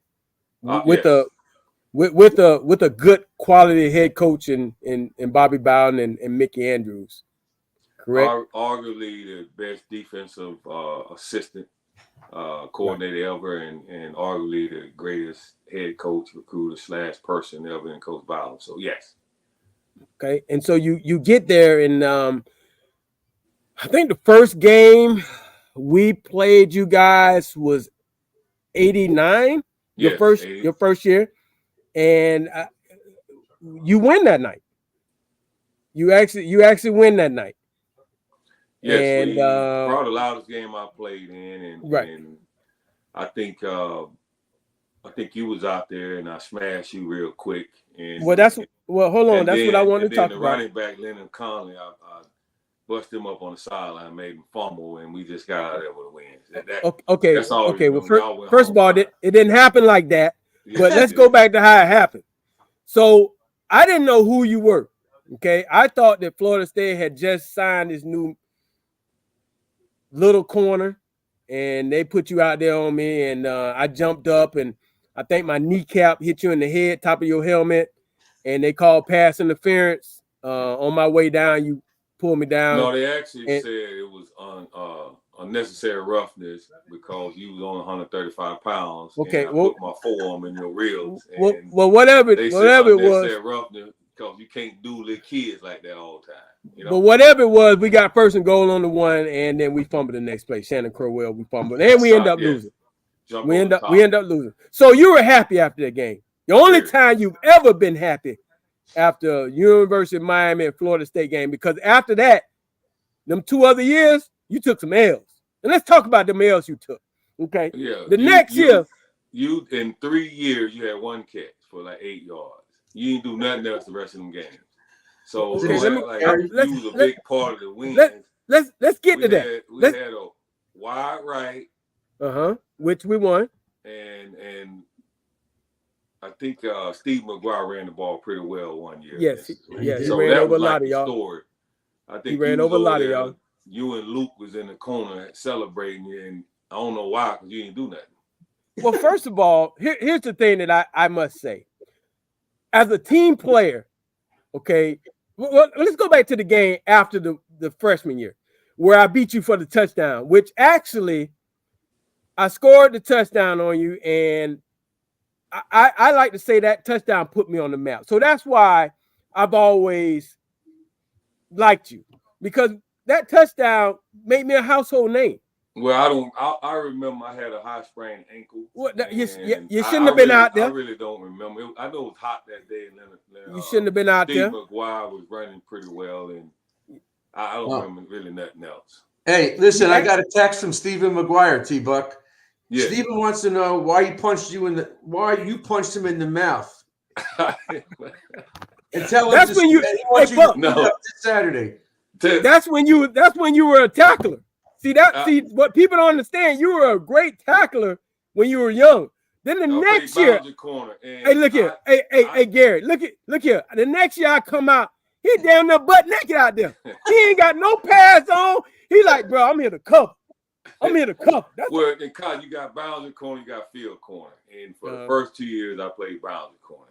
You got the support. They were hiding you. They were hiding you in the boundary. No, I was physical. I was bringing it, and that was accidental with Steve McGuire. I was just trying to make a tackle. I was physical. I was tough. I had forearm pad on.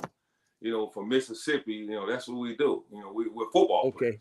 I just happened to play corner, but I was a physical nature type player, and if I would have caught Lamar on one of them drag routes or something, he would have felt it too, right? The first 2 years.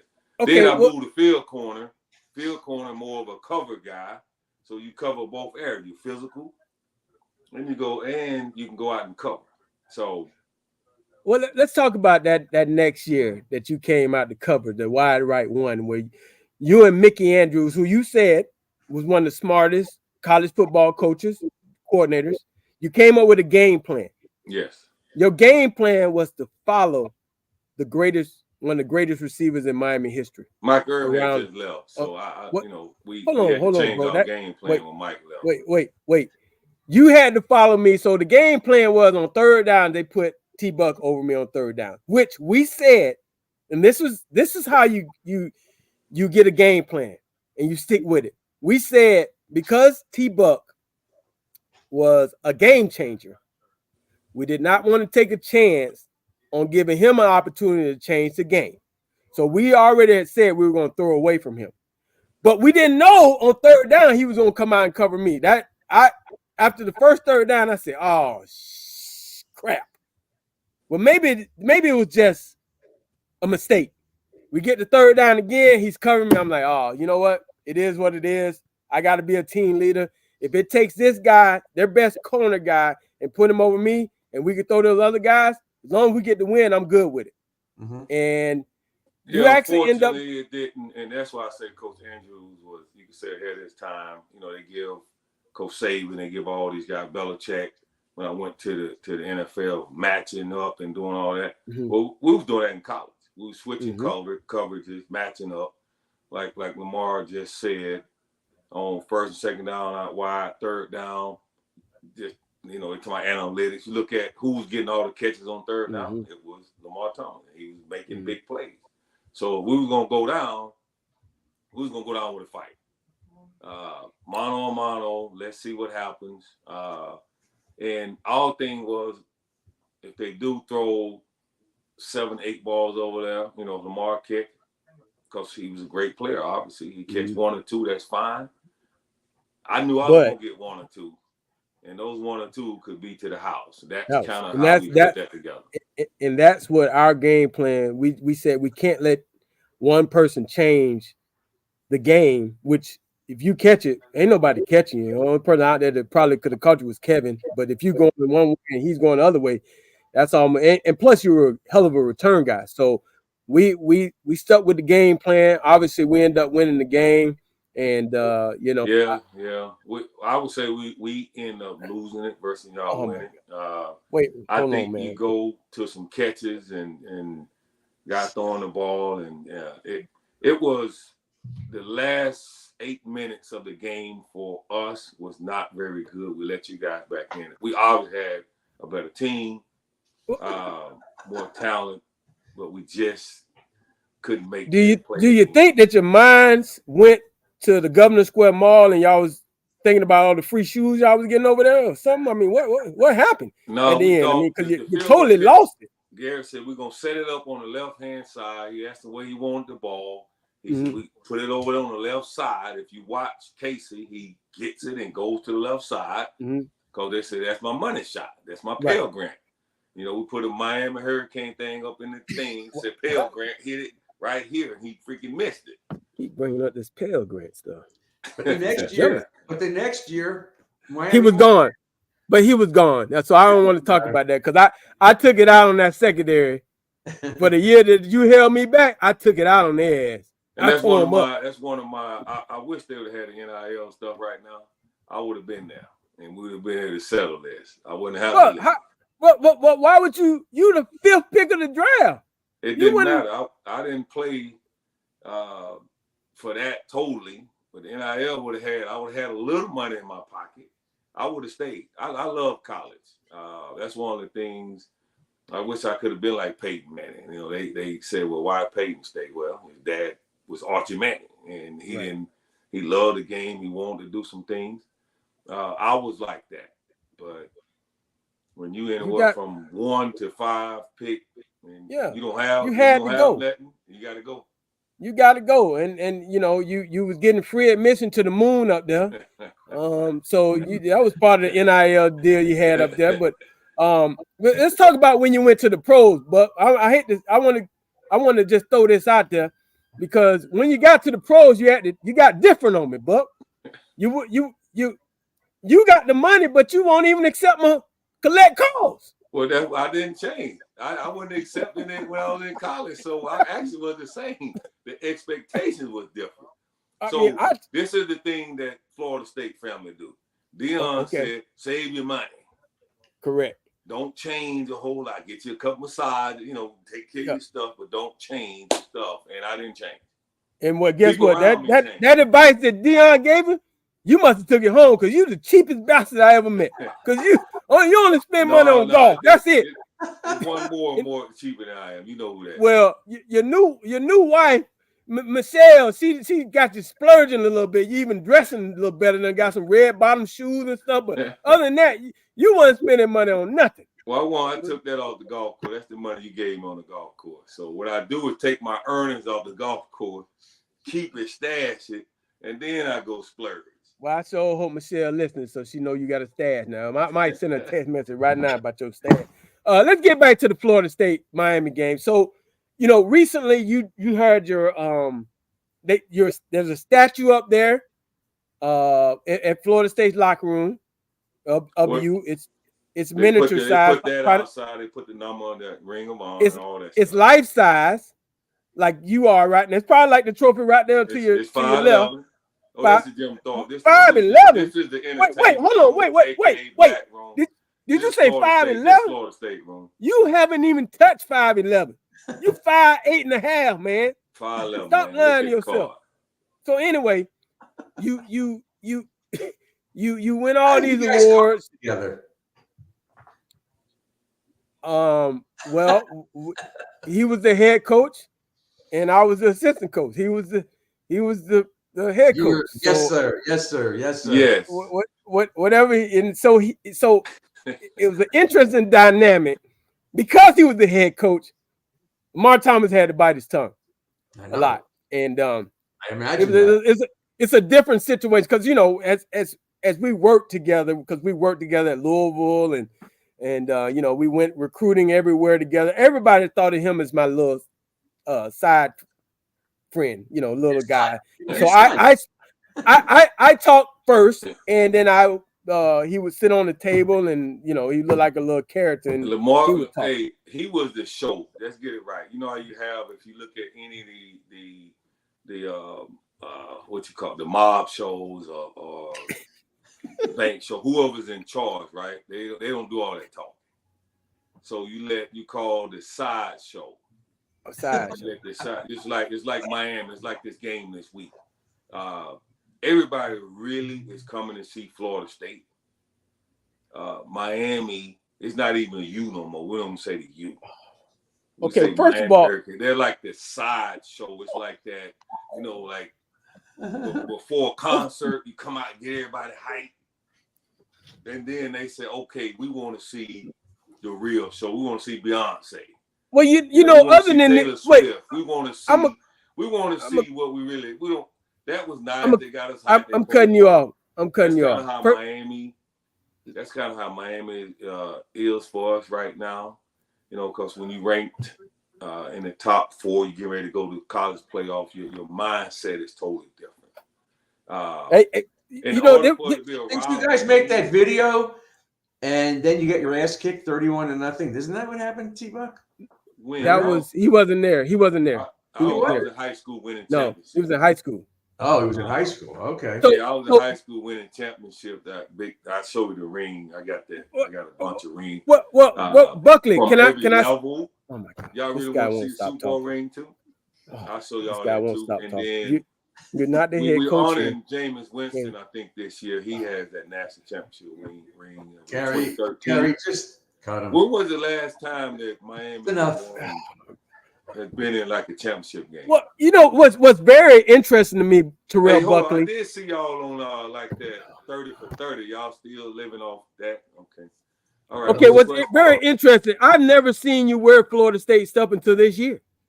I mean, it's you all of a sudden you jumped on the bandwagon. I see you down there. I just left college. I'm in the pros now, so I can support my alma mater. I went to the game.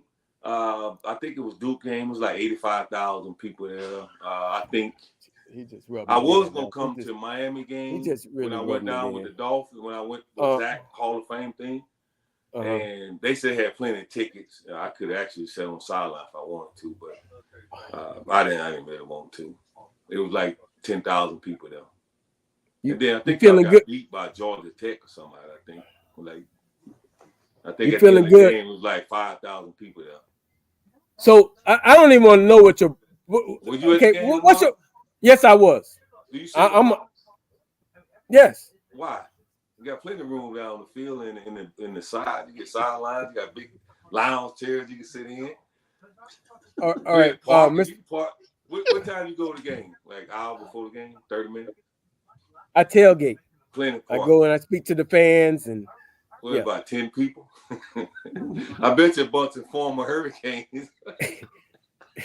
You having a good time tonight, huh, Buck? Let me say you, Sam, Horace Copeland, Gino Toretta.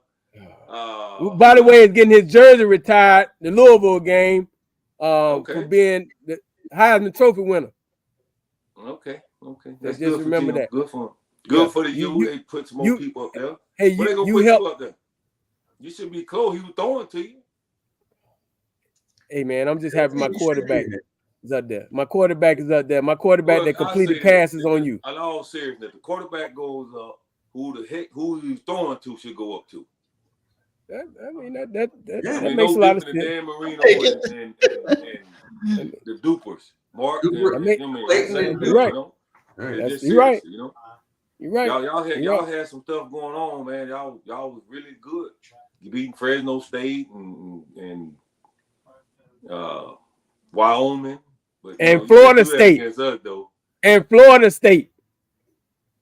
My record was, if I count my red shirt year, it was I lost one game, 4 wins and 1 loss. But I was and saying, that 1 loss, I still got a championship. Y'all averaged like 45 points when y'all played us, and just holding y'all to under 20, 25 was pretty good. Just like this weekend, if you guys can hold us to under 40 points, that I call that a moral victory for y'all. That's y'all really improved. If you can keep us. Well, y'all really feeling yourselves right now. I mean, we I ain't heard from y'all in 3-4 years, but this year y'all think y'all no. You know, I might have to pull for Ohio State or somebody. Did we beat y'all last year? We talking about yes, it was a blowout. It was a blowout because we didn't realize it was a lot to a little bit. We didn't realize it was a rivalry game. What about you before that? I can't remember back that far. But okay. When did you wasn't even cheering for them? Why you just started cheering for Florida State ever since they got your little statue. Which, by the way, if I was going to the game this weekend, I was gonna pee on that statue. I promise you that. You had to get in there first. We got security, you know. Now, if you do bring that Pell Grant check, they might let you in there. Hey man, hey. Speaking of check, you know, you want to bring up this. Now, this is how good of a friend I am to this guy. He got 2 jobs, well, actually 3 jobs, maybe 2 or 3 jobs because of his loyal brother. And he repaid me. Yeah, he did. That was good. But he repaid me. He gave me the assistant head coach. But let me tell you how the story went. He wanted to get out of Louisville so bad he could not stand Grantham. Oh my God, Grantham and him were like oil and vinegar or water or whatever the hell is. They don't get it. So he wanted to get out of there. So I was just happened to be on. Well, first of all, I got him the job at Louisville. He was at Akron. He was at Akron. The Zip. I live across the street from LeBron too. Coach Petrino gives me the job, and the first thing out of my mouth is thank you. Hey, coach, do you have a DB coach? He goes, nah, not yet. I said, Terrell Buckley, coach. He goes, T-Buck. Where is he now? I go, he's in Akron. He goes, where the hell is that? And I go, I don't know, coach. He said, can he be there in 2 days? I said, coach, he could be here tonight. Okay. I get him the job. No interview. I get him the job. He rocking with me. 2 years later, he ready to go. Just so happen I'm on the phone with Knox from Mississippi State. Just talking to him about Great Knox. I'm on the phone talking to him about Petrino. And I'm on football school. I said, hey man, y'all DB coach just left. He said, yeah, man. He went da-da-da. I said, you know T-Buck from Mississippi? He said, oh, damn, he is from Mississippi. You think he'd be interested in the job? I said, there's a bear shit in the woods? He said, give me the number. I gave him the number, right? I don't hear from Buck for about 3 hours. I called him up. I said, what's up, Buck? He said, you sitting down? I said, nah, what's up? I'm leaving. So you got the job? And it was like 100,000 more than what he was making at Mississippi at Louisville. I said, good. And he came and helped me pack. So yeah, and so he said, what's up? Why it's so quiet? I said, I'm in the car on the way to help you get up out of here right now. So I get him the gig, and he goes off and he does great things. He coaches at Ole Miss, and he gets the head coaching job, and he returns a favor and hires this guy. And I'm very appreciative. He finally paid me back for the raises I got him, so I appreciate it. He's a good guy, except for this week. So I've told all the Florida State guys, don't call me this week. Well, we ain't got to call. You know, usually you got to be. You got to be nervous or a little afraid of your opponent. I know they said it's rival and rival week, but I just don't see it. You know, I'm watching you guys last week against NC State, and I'm trying to figure out, like, okay, Miami, are they gonna pull this out? Are they gonna make the necessary plays at the end of the game? And I was very disappointed because you didn't. It was like the same thing. Clock management, rotation, like who, I mean, and I mean, what are we doing? First of all, let's be honest, but you weren't watching that game for that. You were watching that game to see who the hell could come to the XFL. That's what you were looking at. So don't even go there. You like, oh, yeah, he look, yeah, he don't like, he can go I saw the end though. That was very disappointing. But y'all have had a few of those. I don't think. I mean, we didn't play great the first half, but what we did was made enough plays. You can tell teams that expect to win and play to win versus teams that's hanging on and hoping. You know, I've been, as a coach, I've been on a few of those teams where you just holding your breath and like, man, I'm hoping to win. When it's bad, something bad gonna happen. Versus just the whole thing is, this is live football. Nobody's gonna be perfect. You're gonna make some mistakes. Don't get caught up on it. I learned this last year too. Just keep playing, keep plugging away, keep trying to put the guys in position to make plays. And then when it's your turn to be under control and make the right decision as a coach to win the ball game, then you have to be able to do that. And I think there's a big difference between that you see in the two teams. Well, I can say this. 3 years ago, there was uncertainty about Mike Nobel. Okay, but they grew together, team wise, coaching wise, program wise, and I think that's where we are. You know, talking to what's my man that coaches the D line? I talked to him. Jason Taylor. No, for Florida State. He's been there forever. Odell. Talking to Odell before the game last year, we were looking across the field. He said, when I look at that team over there, we were 3 years ago. Uncertainty, not having an identity, not believing. Got to get guys out of there. You got to bring better guys in, and that's where we are, and that's where you're trying to get. And it's not going to work until you bring those things together, and you got to believe. And I think that's where we're trying to get to, where you guys have, because you guys rose from the ashes now, because that first year they wanted to get rid of Novell. And remember, your quarterback was just running around. He wasn't throwing it. He was just running around. But he matured. The head coach matured. The program matured. And look at where you are now. I hate to give you guys the NIL stuff. No, not the NIL, the transfer portal. Yeah. Yes. Florida State is significantly better with First and the two receivers. Wow. But Lamar's right. Your quarterback has gone to the highest level. He's really good. I don't know if he's a draft guy, but I don't really know. But he's really good. And the difference between our two teams is the quarterback. If you flip the quarterbacks, it would be a hell of a game. But we don't have a guy like that. We don't have a guy who can make something out of nothing. Jordan Travis constantly makes something out of nothing. And that's a big, big advantage for your team. He's really that's good. At every level. That the guy that is controlling that pill back there, if he is doing what you want, expecting to do, and be able to make something out of nothing, like you just said, it goes a long way. No different than what we had last year at XFL with Orlando. Kind of the same situation. Quarterback plays better, the O-line plays better, helps the quarterback. You stop them on some drives. You have a few big plays here and there, and anything can happen. Right. Yeah, I watched it last year. But it's a question I want to ask you. I'm looking at the background back there. You got the Florida State hat, like you just put up there. It's a jersey hanging off the chair. This is the jersey hanging off the chair. Movie room, the black room. This is where all the Hall of Fame, Leroy Butler, all the guys. Nice little setting out there. And where's my jersey? Say what? Where's my jersey? It's two people go up at two kinds, either Florida State guys or a coach. And got Hall of Famers I got the highest paid defensive back in the NFL right now on the wall. Y'all don't see Jair Alexander.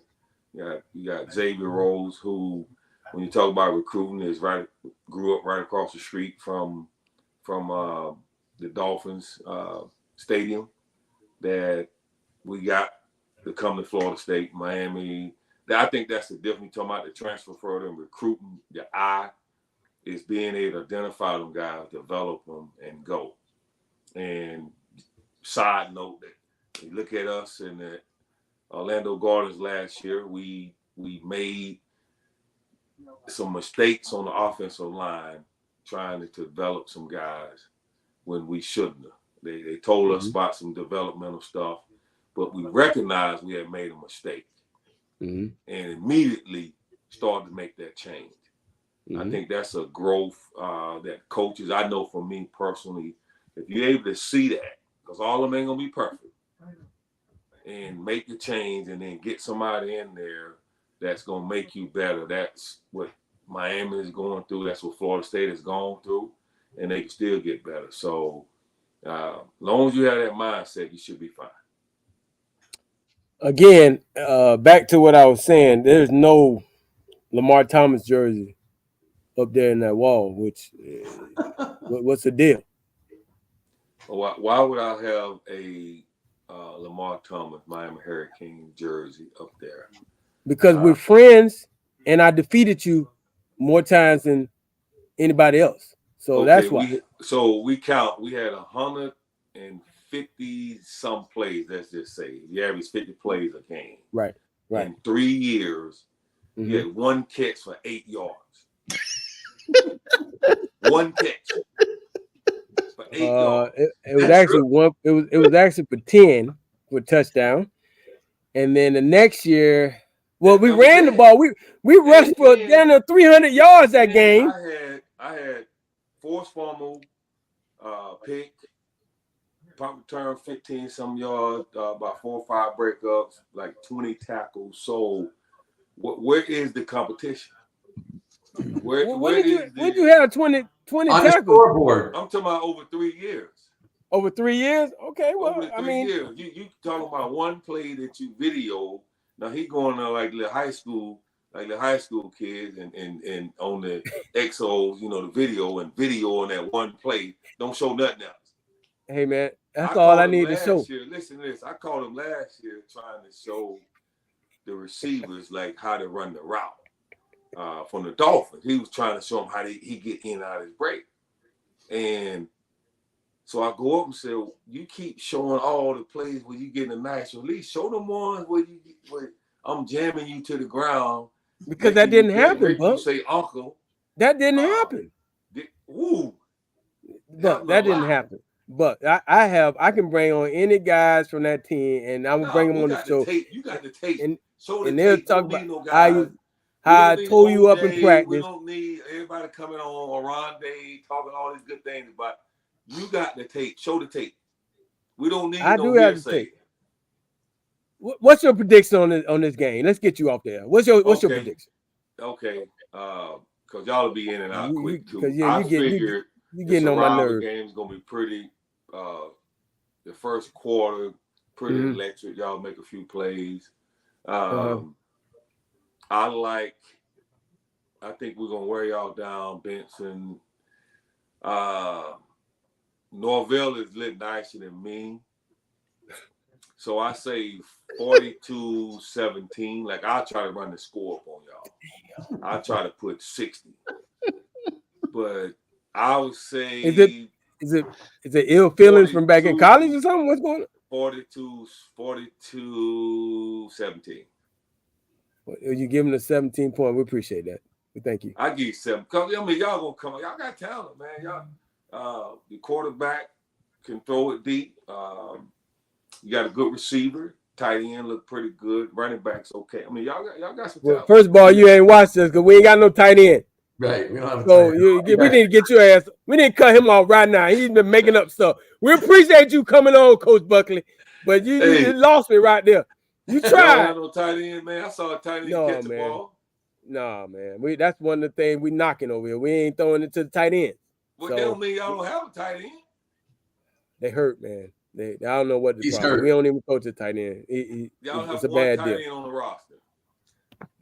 No, we have two. One is in his 8th year or 12th year, and he doesn't catch that many balls.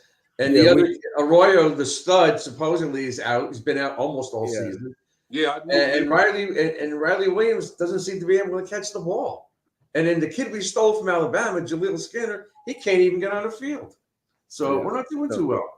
And we ain't doing too well right now. So you bringing up tight end just lets me know you ain't watching us. But you wanted to be at UM. But the fact that we were gonna put you as kicker, it ain't work right. So, but we appreciate you, hey man. Good luck in the game. Are you going up? We do have a great kicker though. I like the kicker we have, Borgales. Oh, you finally got a kicker? Yeah. No, he's talking about our guy. Oh, you talking about our guy? I'm talking about our guy. Oh, your guy. So you got a kicker now at Florida State. What's his name? We've been had a kicker. I'm talking about Borgales, man, for us. Oh, well, Borgales, yes. We Borgales we have Borgales' younger brother is our kicker from University of Miami. No, y'all talking about watch the game. He pretty good. I've seen him kick some stuff. Yes, he is pretty good. Except he missed the field goal last week, but he had kicked 14 straight before that. So, but Mr. Buckley, are you going to the game on Saturday? Absolutely not. That's loyalty for you. Okay, it's a little chink in the armor. I go to the games where I know it's gonna be like a battle. I went to the Clemson game last year, was in.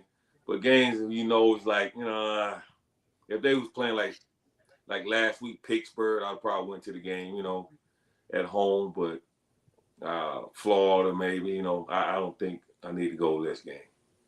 I think Louisville and Florida State for the ACC title could be a really good game. They're pretty good. That could be. They're well coached. Jeff Brom's they're well coached. We match up. The thing about it, you got to look at the matchups. I think that'll be a good matchup because they have a bunch of athletes. We have a bunch of athletes. Then it's going to come down to the coaching thing. But that will be a very good game. Mm-hmm. Well, Mr. Buckley, we appreciate you coming on, and we're gonna cut you off because you don't stay too long. But I do want to say one more thing, and stop doing that. I do want to say one more thing. You did not help in the recruiting of Lamar Jackson, by the way. So stop lying about that. I get you are not a helper in the recruiting of Lamar Jackson. So stop. I've read some reports where you say you was a secondary recruiter. You sound like Garrett McGee now. So no, stay in your lane.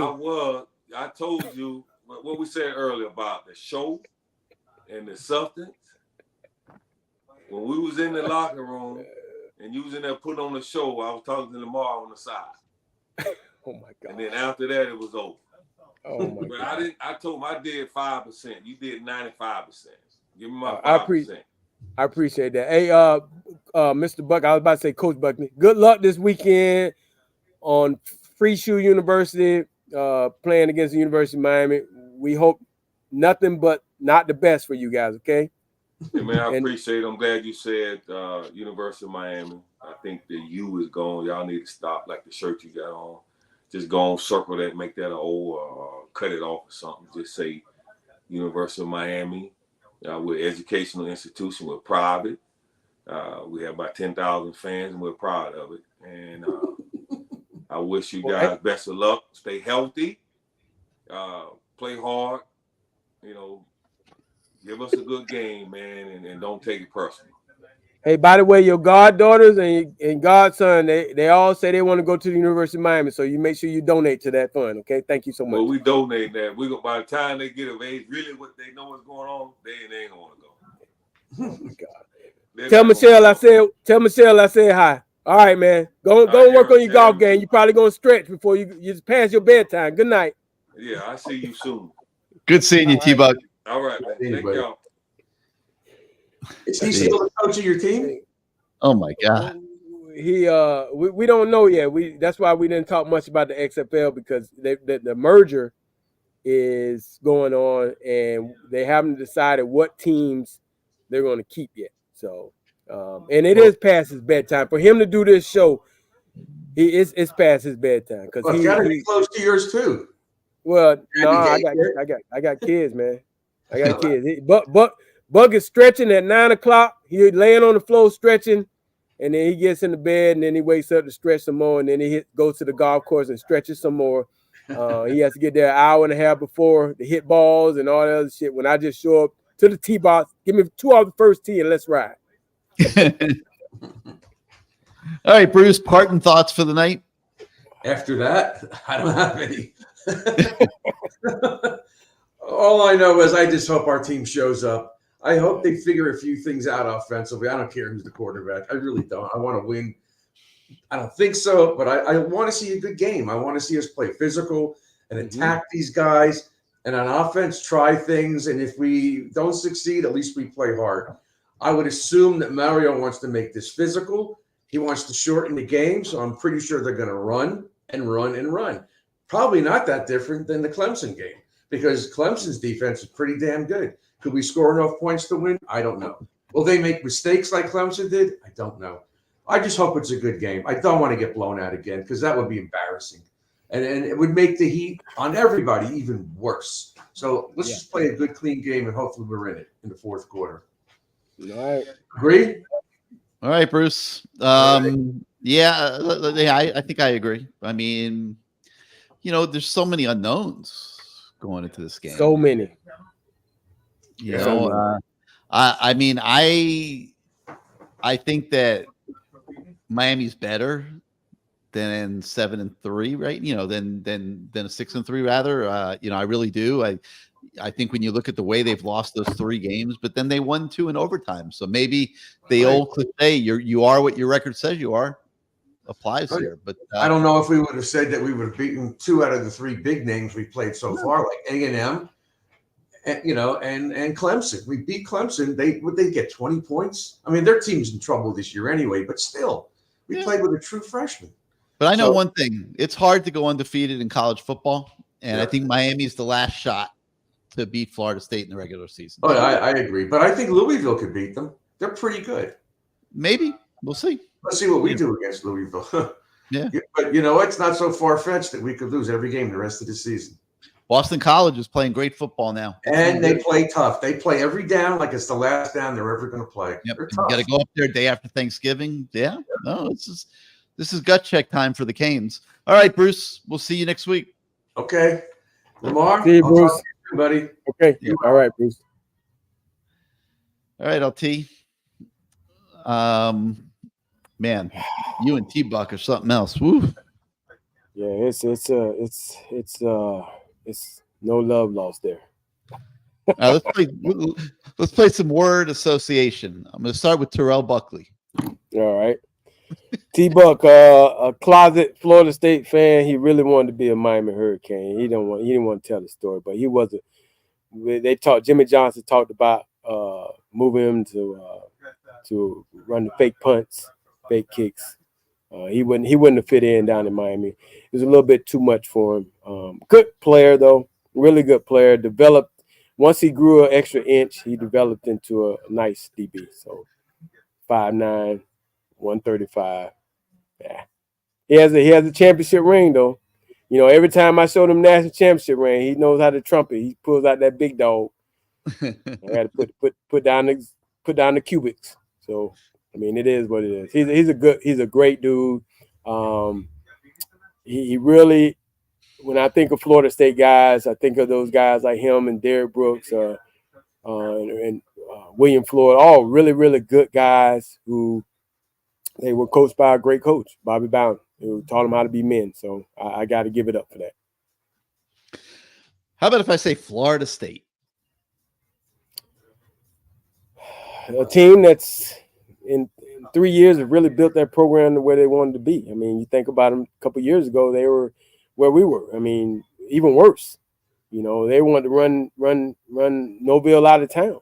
And he was able to keep that staff, make some moves on the staff, bring some guys in, bring some players in, get rid of some old players from Taggart's regime, and look where they are now. I mean, what he's done has been short of amazing. I mean, they got it going on, and they're playing some good ball. The thing that scares me about their team is the fact that Travis can also run. not only is he mastered throwing the football to those bigger receivers, which they have some really good receivers and a good running game, but he also can run the ball. And that's the scary part, because before he was just a runner, it was easy to defend. He was inaccurate. But now he has really big receivers that you can be inaccurate and they make you look good because of their catch radius. And those two guys that have 14 hasn't really played that well this year. But that other kid that transferred from Michigan State, woo, he is a beast. So how about Travis threw for 360 without his two receivers last week against Pittsburgh? How about that? How about that? And so with that being said, I mean, he's in full mastery of that offense. I've enjoyed watching him this progress, because again, 3 years ago he was just a runner. You wanted him to throw the ball because he was inaccurate. But whatever happened between him and the coordinator, or whatever they were able to do, bringing in these new guys, is really turned on his light upstairs. And the kid has it, man. He's a good quarterback. I saw that last year. I did the University of Florida, Florida State game last year up there in Tallahassee, and I was very impressed with this kid.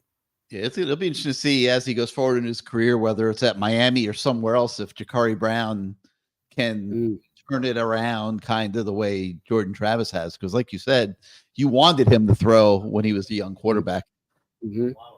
Shannon Dawson, Lamar.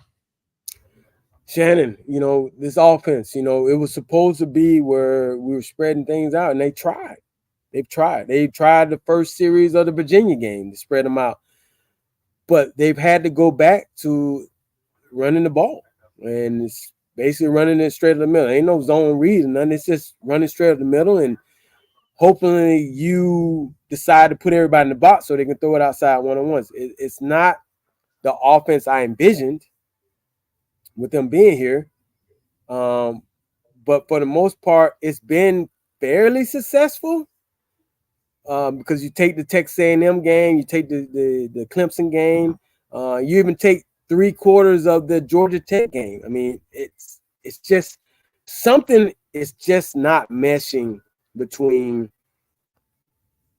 the play calling and the quarterback. That's where I look at it. You got offensive line who's playing a lot better. I say 1,000 times better than they played last year. You got running backs, you got receivers. Obviously, we talked about missing tight ends. But it's a better offense. I just don't see how we can only come out of last week's game with 6 points. It's just amazing to me. Not with this offense and not with these players. So I'm at a loss for words. Tyler Van Dyke. If you get your opportunity, man, this is a game where you can turn it around, turn it around, or whatever it is, because it's definitely at that point where, this game, I think this game is going to, if he plays, affects his future one way or the other. So, hopefully if he can go out there and do well against Florida State and give us an opportunity to win, I think it does well for his future. If he doesn't, and, it's one of those games where you got 4 or 5 bad plays and they blow us out, it's not good for him. So he has to somehow get this thing together this week. And I hope he does, because what we saw 2 years ago when that kid was a freshman, I would have never thought that we'd be talking about this kid the way we're talking about him right now, with the fans and everybody talking about making the switch. So I'm anxious to see what this decision is going to be. Whatever it is, I just want us to go forward and try to play some better ball. How about that? Emory Williams. Emory, he was able to manufacture a win, the coaching staff, and they kept it simple for him, and he was able to win. But the question is, do you give up a red shirt year for a season that's basically going nowhere? I mean, what we're going to try to get in a better bowl game? I don't know. I don't know if it's worth him giving up that year to. I just don't know if it's worth. I mean, I don't know what the fans think. Is it worth giving up that year to essentially play the last 4 games? 4 games. Because you got to play. If you give up the year Saturday, he's got to start against Louisville, Boston College, and the bowl game. If you give up that year, you got to go. You got to take it for what it's worth. You got to go, and then he's getting 5 games in. Yes. So and that gets him ready if he's the starter next year. Although I still think they got to look in the portal and they got to find the best guy that they can find to come in and compete. No doubt about it. All right. Lastly, Mario Cristobal. Mario, hey man, this is the opportunity for you to. No one outside of South Florida is expecting you to win this game. So this is a great opportunity for you to speak to your team and let them know that, hey, this is us. We go up there and do this. And we don't have to worry about nobody else because we're going to do it. And if we can get it done, then all those naysayers, they can go kick rocks. Because that's what it all boils down to. Those people in that locker room and those coaches, nobody else is expecting a win. So, hey, let's just go out and do what we do and play loose and have fun and understand that guy across from you, this is a rivalry game. You got to kick his butt so you can have a year of bragging on social media. How about that?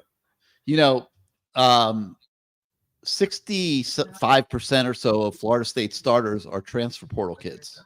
They've done a good job. Many of them not from Florida. I don't know if they're going to feel this game. That's true too. Yeah, in the same way, it's going to be interesting. I hope the Canes show up. All you can do is hope. I'm trying to stay positive and optimistic. They have made an improvement this year, and it's not showing in the record because of certain things that have happened in games. But hopefully they'll start putting it all together here in the final stretch of the season. Oh, my beer is gonna be great by 2 weeks from now. Jesus Christmas. All right, I'll tell you, we got to thank Terrell Buckley and Jakori Harris for being our 2 guests tonight. Give a final thanks to all of our sponsors, CaneSwear, for being the host sponsor of the Lamar Thomas Show, the largest and best Canes store ever created. It's right there at 2655 South University Drive in Davie. If you live locally, make sure you get over there. Check them out. You got the holiday season coming, as I said. Always the need for some Canes gear. So check out CaneSwear at 2655 South University Drive in Davie, or they're always open, obviously, at caneswear.com. You can shop the whole store online as well. We got to thank Williamson Cadillac for supplying Lamar's automobiles. The Florida Beach Bowl, the new bowl game coming in December to Drive Pink Stadium, started by a former Cane. Maybe we'll get to reveal him next week. He's ready. We think next week is going to be the week that we get to unveil him to you guys. We have to thank the law firm of Rotson and Faxidomo. If you don't ever want to need them, but if you ever do, they're your go-to law firm to help you get out of trouble, get aggressive representation from skilled criminal lawyers there. And then we got to thank our new sponsor, Life Athletics, the place where Lamar's wife gets herself in fighting shape to deal with Lamar. And they're at 12330 Southwest 53rd Street in Cooper City, Florida. So, LP, I'm headed up there. I guess you're not coming this year, huh? I'm still debating. I'm just debating. I'll let you know. You're thinking of that long 7-hour drive. Oh man, I mean, as much as I want to, it's just that 7-hour drive of. It's If we had a better chance, come on, guys. I'll let you know. Well, good luck down at practice tomorrow. I hope Mario lets you speak to the team. That's right. And we want to thank everybody for watching tonight. We'll be back next Wednesday night with more of the Lamar Thomas Show. For LT, I'm Gary. Thanks for watching, and we'll catch you next time, everybody. Go Canes. Go Canes.